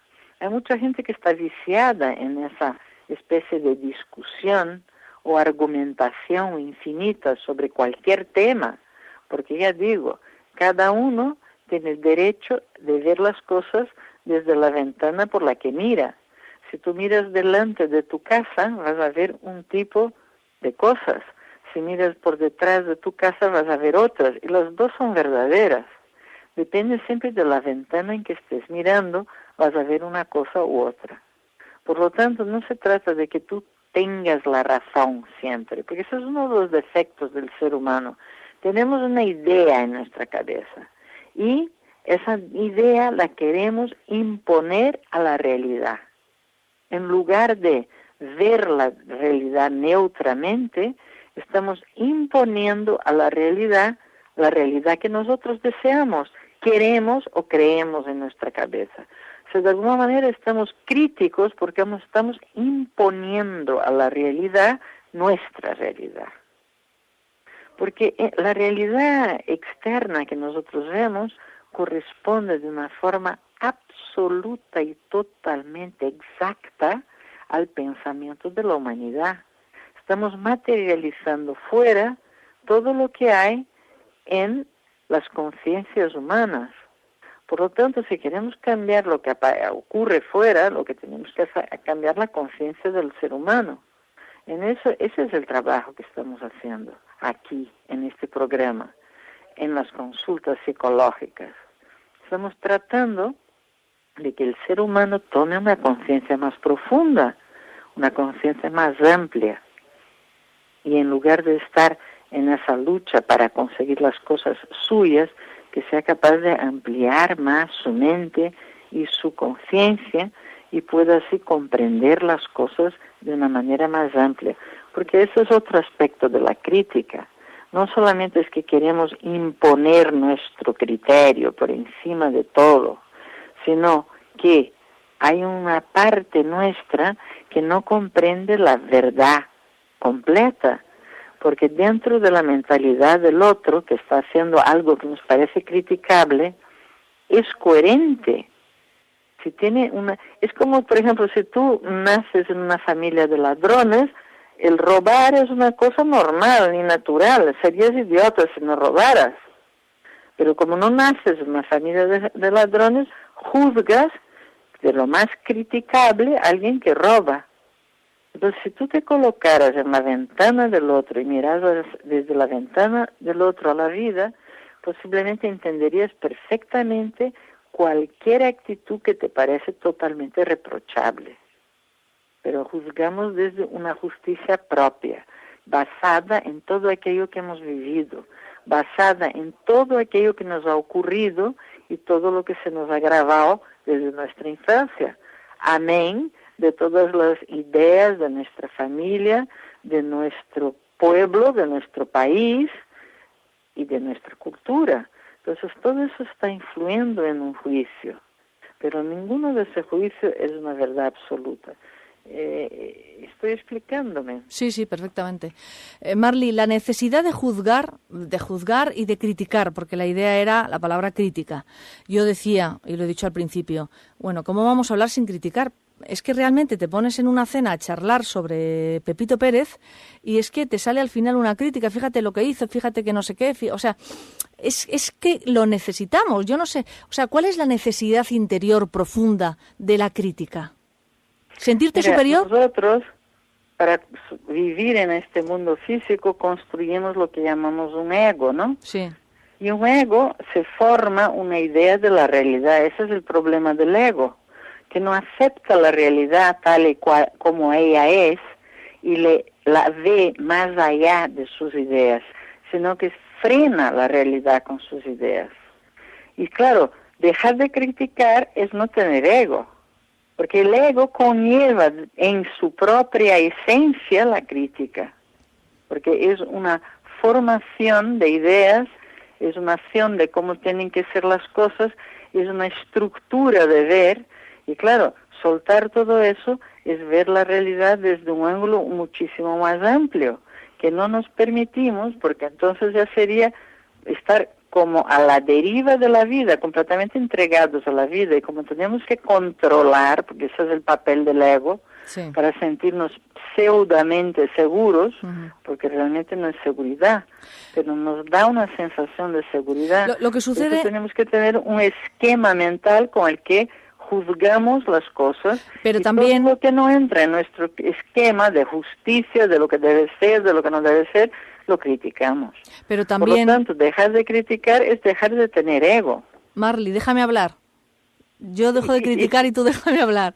Pero también es una manera de, vamos a ver si lo sé decir, de encontrar nuestra identidad. Es decir, cuando yo soy capaz de criticar al otro, lo coloco en un lugar y por lo tanto yo me estoy colocando a mí en otro. Es una manera de definirme a mí. ¿Entiendes lo que quiero decir? Eso es la parte interesante del tema. Porque claro, primero tenemos que formar un ego, porque nos tenemos que identificar y tenemos que, de alguna manera, escoger en la amplia posibilidad de cosas aquello que nos va. Pero una vez que está formado el ego es cuando lo podemos soltar. ¿Me explico o no? Sí, lo que pasa es que eso es para otro programa. Eso es un tema en sí. Claro. Claro, pero por esa necesidad de sentir una identidad, es por lo que formamos el ego y estamos limitados y aprisionados por nuestro ego. Hay mucha gente que, claro, que la idea de unirse a una fuente, de volver a una unidad, le da espanto porque pierde su presunta identidad. Bueno, aquí ya estamos hablando desde un lugar mucho más amplio de lo que es el ego, ¿no? Sí. Pero yo te digo, ego y crítica van juntos, porque el ego es una idea de sí mismo y una idea de lo que es la vida y una idea de cómo deben ser las cosas, porque el ego está en constante competición con la verdad. Está queriendo hacer que la realidad sea su idea de ella. Lo estás poniendo bien al ego. Bueno, el ego es la parte negativa del ego. Por otro lado, sin ego, ¿cómo vives por aquí? Entonces, ahí está, usar el ego de una manera constructiva es ponerle en función de algo superior. O sea, nuestra mente, que es tan poderosa, sin embargo, si ella no está en función de algo superior, vamos, la hemos hecho, porque nos buscamos muchos líos, mucho sufrimiento y mucho dolor. Por lo tanto, la salida es poner el ego en función de algo superior, de algo mayor, de algo espiritual, de algo comunitario, de algo que tenga un valor más allá de las pequeñas cosas de cada uno. Bien, vamos a dejarlo ahí como tema. Perfecto. Y vamos a dar algunas respuestas a las muchísimas llamadas que tenemos pendientes. ¿Te parece? Venga. Venga, vamos a escuchar. Hola, buenas noches. Yo quería hacerle una pregunta a Marley. Mi nombre es Gabriela. Mi pregunta es con respecto a este sueño. Yo estaba en el medio del mar, sobre una tablita de muy pocas dimensiones y todo a mi alrededor era tormentoso. Solamente parada en esa tablita. Le agradeceré que me lo contesten. Y nuevamente, gracias por el programa, está genial. Es lo mejor que he escuchado en muchos años. Nos podemos imaginar muy bien el momento que estará pasando esta persona para estar en medio de un océano, solamente sujeta de una tablita. Ya, en un océano tormentoso. Tormentoso, fíjate tú. Ya. No es difícil de interpretar. Está en una circunstancia muy crucial y agarrada a un clavo, ardiendo. Pero casi. Sí, absolutamente. Claro. ¿Qué quiere que le diga? El océano, Marley, está simbolizando el inconsciente y también las emociones como agua, que es, ¿no? Sí, él es el inconsciente en su versión mayor. Entonces, evidentemente es una persona que se siente ahí en un vorágine energético, que el mundo es, además, actualmente un vorágine, una especie de volcán energético, y está agarrándose como puede. Está, en fin, un poco sintiendo que se tiene que agarrar a lo que hay. En fin, ¿qué quiere que le diga? Realmente no hay mucho que decir, es como se siente, es tan obvio como usted se está sintiendo, pero qué bien que tenga esa tablita ahí y que se pueda agarrar a ella, porque la tablita no se hunde, no tiene por qué hundirse, con lo cual ya llegarán tiempos más tranquilos, no hay tormenta que dure eternamente, o sea que llegará un momento en que será más placentero, llegará un momento en que llegue a una playa. Todos nosotros tenemos momentos de atravesar desiertos y momentos de llegar a oasis, y hay que esperar a que llegue la fase siguiente. El mundo es cíclico y todo terminará un día y se transformará en otra cosa. En cualquier caso, a mí me vienen los niños, me viene mi hija aprendiendo a nadar con esa tablita pequeñita, cuando no sabes nadar y mueves ahí, te sujetas como puedes y mueves las piernas y poco a poco vas llegando a la escalera, ¿no? O sea que al final una tablita muy pequeñita te puede llevar a la orilla. Ya, pues es que aquí ya estamos hablando del mar, ¿no? Bueno, pero el mar también tiene orilla, Marley. La playa está en algún sitio. Es que el mar es como la fuerza de la naturaleza, la fuerza de la vida, la fuerza...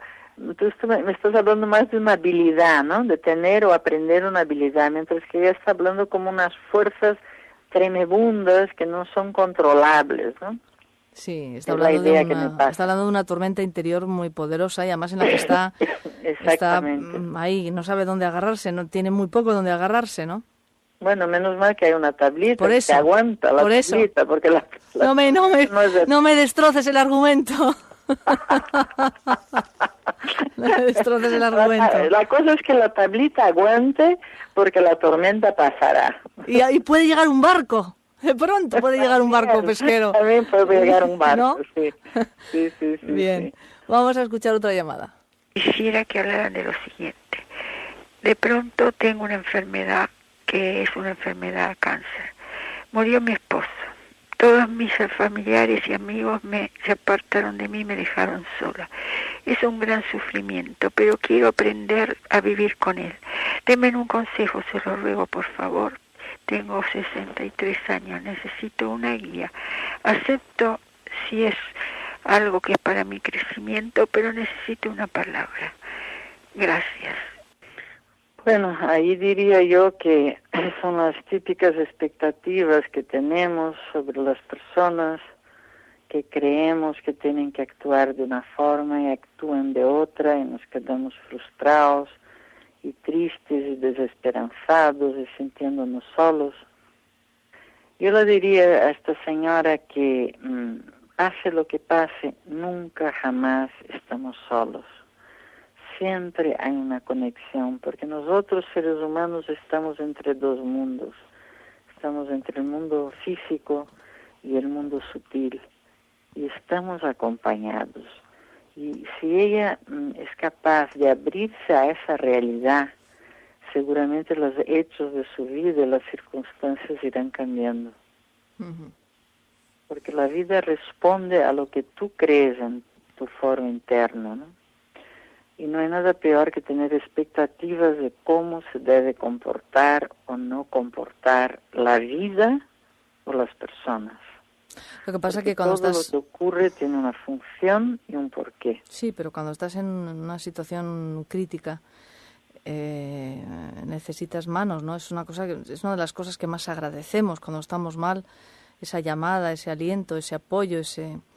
Claro, y no lo está teniendo, pero claro. Por eso te digo, no estamos solos.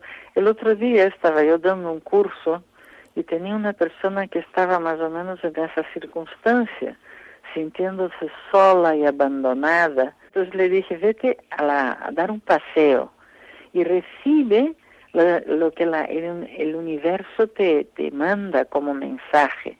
Pues no sé, en una conversación que oyes, en un autobús, algo escrito, de repente tu inconsciente se agarra a eso. Pues esta chica salió caminando y estaba como muy triste, muy compungida, y de repente se le acercó una señora con varias estampas de la Virgen y se las regaló y empezó a hablarla de que nunca se está solo, Bueno, vino completamente emocionada porque el universo le había dado una persona que se interesó, que la acompañó, y si tú te abres a ello, viene, porque yo estoy convencida de que la vida te da el palo y te da la solución junto, nunca te deja sin el otro lado de la moneda, te manda las dos cosas de una sola vez. Lo vamos a dejar aquí, Marley, nos vamos a despedir ya. Venga, un beso grande. Buenas noches. Chao. Chao.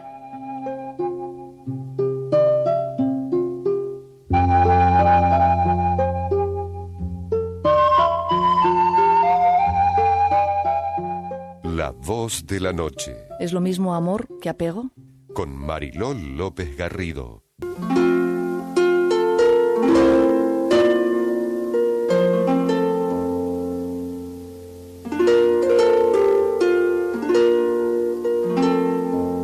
Cuando Jorge se hizo grande, su padre le dijo: Hijo mío, no todos nacen con las alas, y si bien es cierto que no tienes obligación de volar, me parece que sería penoso que te limitaras a caminar teniendo las alas que el buen Dios te ha dado. Pero yo no sé volar, contestó el hijo. Es verdad, dijo el padre, y caminando lo llevó hasta el borde del abismo en la montaña. ¿Ves, hijo? Este es el vacío.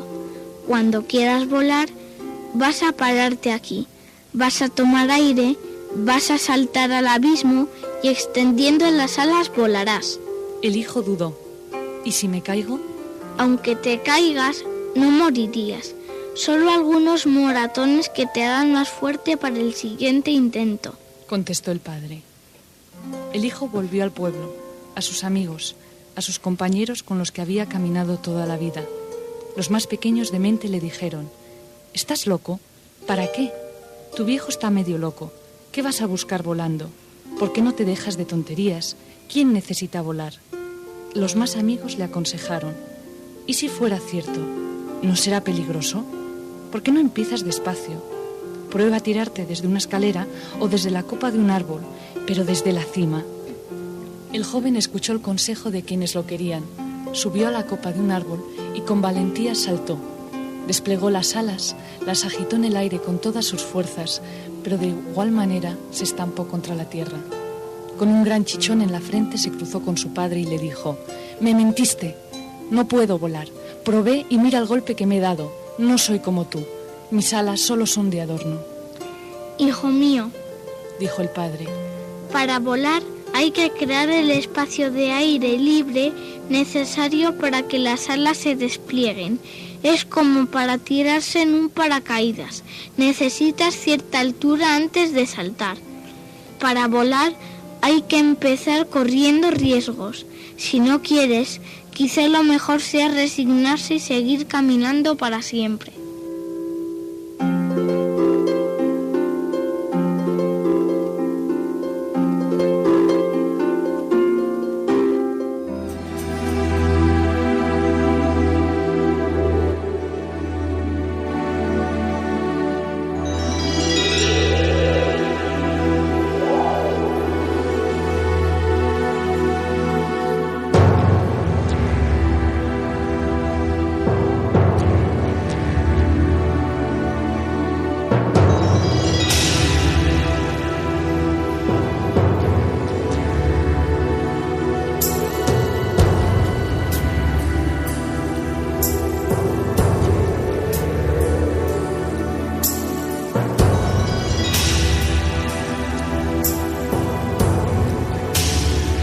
Y saludamos a nuestra astróloga Marta Cohen. Buenas noches, Marta. Buenas noches, Mariló. Para hablar con Marta Cohen al 49994.000 o podéis hacerlo a través de la www.astro-análisis.com.ar. Continuamos hablando de las lunas, de los bebés, de estas semanas, cómo son los bebés que están llegando. Así es, estamos hablando... En concreto esta semana, ¿cómo lo van a tener los bebés? Bueno, siempre estamos hablando de las lunas, o sea, de su parte emocional y del mensaje que reciben de parte de la familia. Bueno, estos bebés tenemos que los que nacen el día 18 y 19, la luna estará en Escorpio. Bueno, son bebés muy intensos, con mucha sensibilidad y llegan a tener como fuertes lazos con la madre, porque tienen como ataduras emocionales invisibles. Son lunas muy especiales las de Escorpio, porque generalmente estos bebés sienten mucho miedo a la pérdida. Pero esto se debe a que en la familia o las madres han recibido situaciones de pérdida, a veces durante el embarazo o en los primeros años de vida de este bebé. Es decir, que han tenido a lo mejor alguna pérdida familiar o alguna pérdida económica o alguna pérdida dentro de su entorno. Y entonces son mamás que dan mucho afecto y se apegan mucho a estos bebés con un sentido de control y de posesividad. Es decir, son madres que exigen también después mucho, es decir, dan mucho, muy intensamente, pero también después quieren mucho de este niño. En general, estos niños perciben que para ser aceptados y queridos dentro de la familia que les ha tocado, tienen que dejarse como atrapar por las emociones de la familia, es decir, tienen que entregarse a esos sentimientos intensos. Esto significa que a veces no son libres, que no pueden seguir con su propia individualidad y tienen que hacer mucho trabajo, a veces personal, como para poder liberarse de esto. Vos sabés que las lunas en Escorpio generalmente son lunas que toleran mucho el sufrimiento y el dolor. Y a veces hacen de esto como una especie de adicción. Entonces necesitan generar conflictos en su entorno que estén muy relacionados con los sentimientos de dolor o de sufrimiento.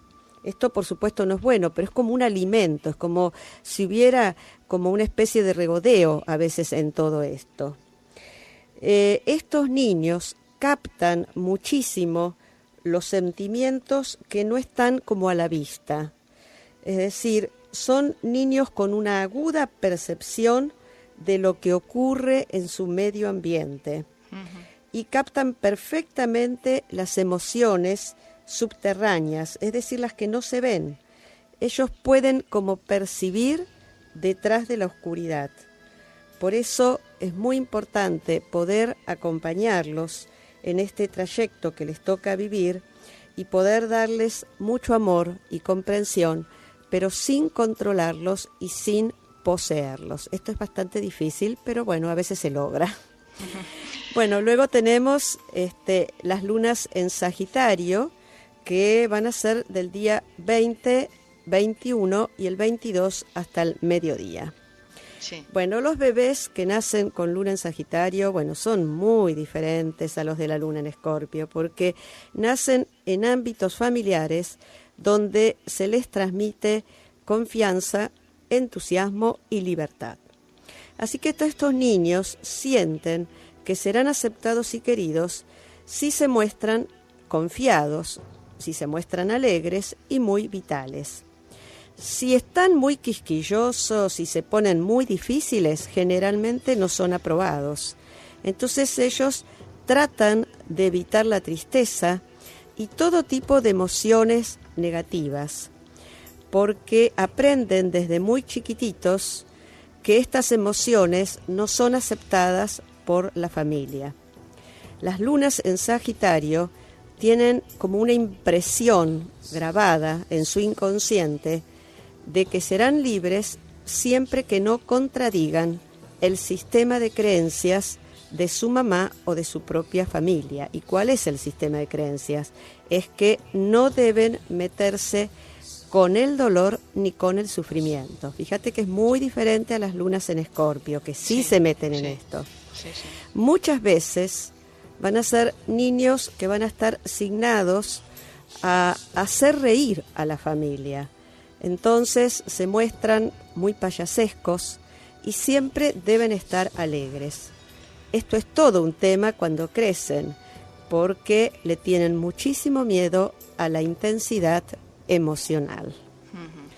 Y por último, nos quedan las lunas en Capricornio para esta semana, exactamente, que son desde el día 22 después del mediodía y el día 23. Bueno, estos niños vienen con una impronta emocional donde la expresión del afecto es mínima. El contacto físico se hace muy difícil y la imagen materna que llevan es la de una mamá que se puede mostrar un poco distante, un poco fría, pero muy puntillosa con los cuidados concretos. Es decir, es un bebé que no le va a faltar nada desde lo concreto, pero sí es un bebé que no está abierto a poder necesitar sentir. Entonces, son niñitos que se las tienen que arreglar solitos, que generalmente saben que van a ser aceptados y queridos si se muestran siempre austeros de sentimientos y se muestran también responsables y se saben arreglar solitos en lo que les toque hacer. Estos niños sienten que no deben necesitar a los demás. En el fondo, son niños cálidos, pero no deben mostrar su afecto por los demás. Tienen mucho miedo a demostrar el afecto y se muestran autosuficientes. Ellos lo que sienten es que el afecto se gana a través del esfuerzo, con sentido del deber, y realmente se sienten muy bien cuando son reconocidos por los metas y logros que pueden conseguir por ellos mismos. Marta, ¿en qué fase lunar estamos? Bueno, el día 19 tuvimos luna llena, es decir, el Sol estaba en su último grado de Tauro y la Luna en Escorpio. Y como sabemos, en toda luna llena hay, y especialmente esta luna que es en Escorpio, siempre hay como muchos desbordes emocionales, así que tenemos que ser como cautelosos y tenemos que vivir las emociones, pero también con sentido de reflexión, porque a veces cualquier cosita que nos toca nos podemos poner como muy mal. Vos sabés que hay una estadística hecha en los hospitales psiquiátricos que cuando hay luna llena, y muy especialmente con luna llena en Escorpio, hay más entrada a los hospitales por los desbordes emocionales y por situaciones así muy, muy fuertes, donde se maltratan mucho, se discute muy mal.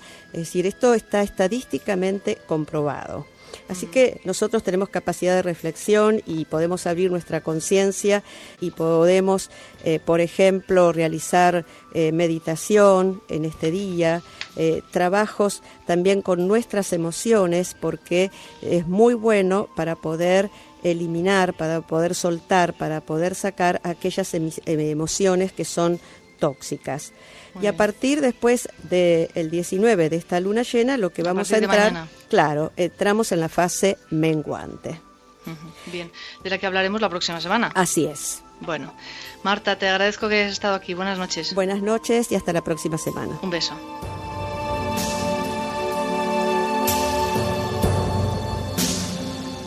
Buscamos respuestas, algo más, nuestra verdadera esencia.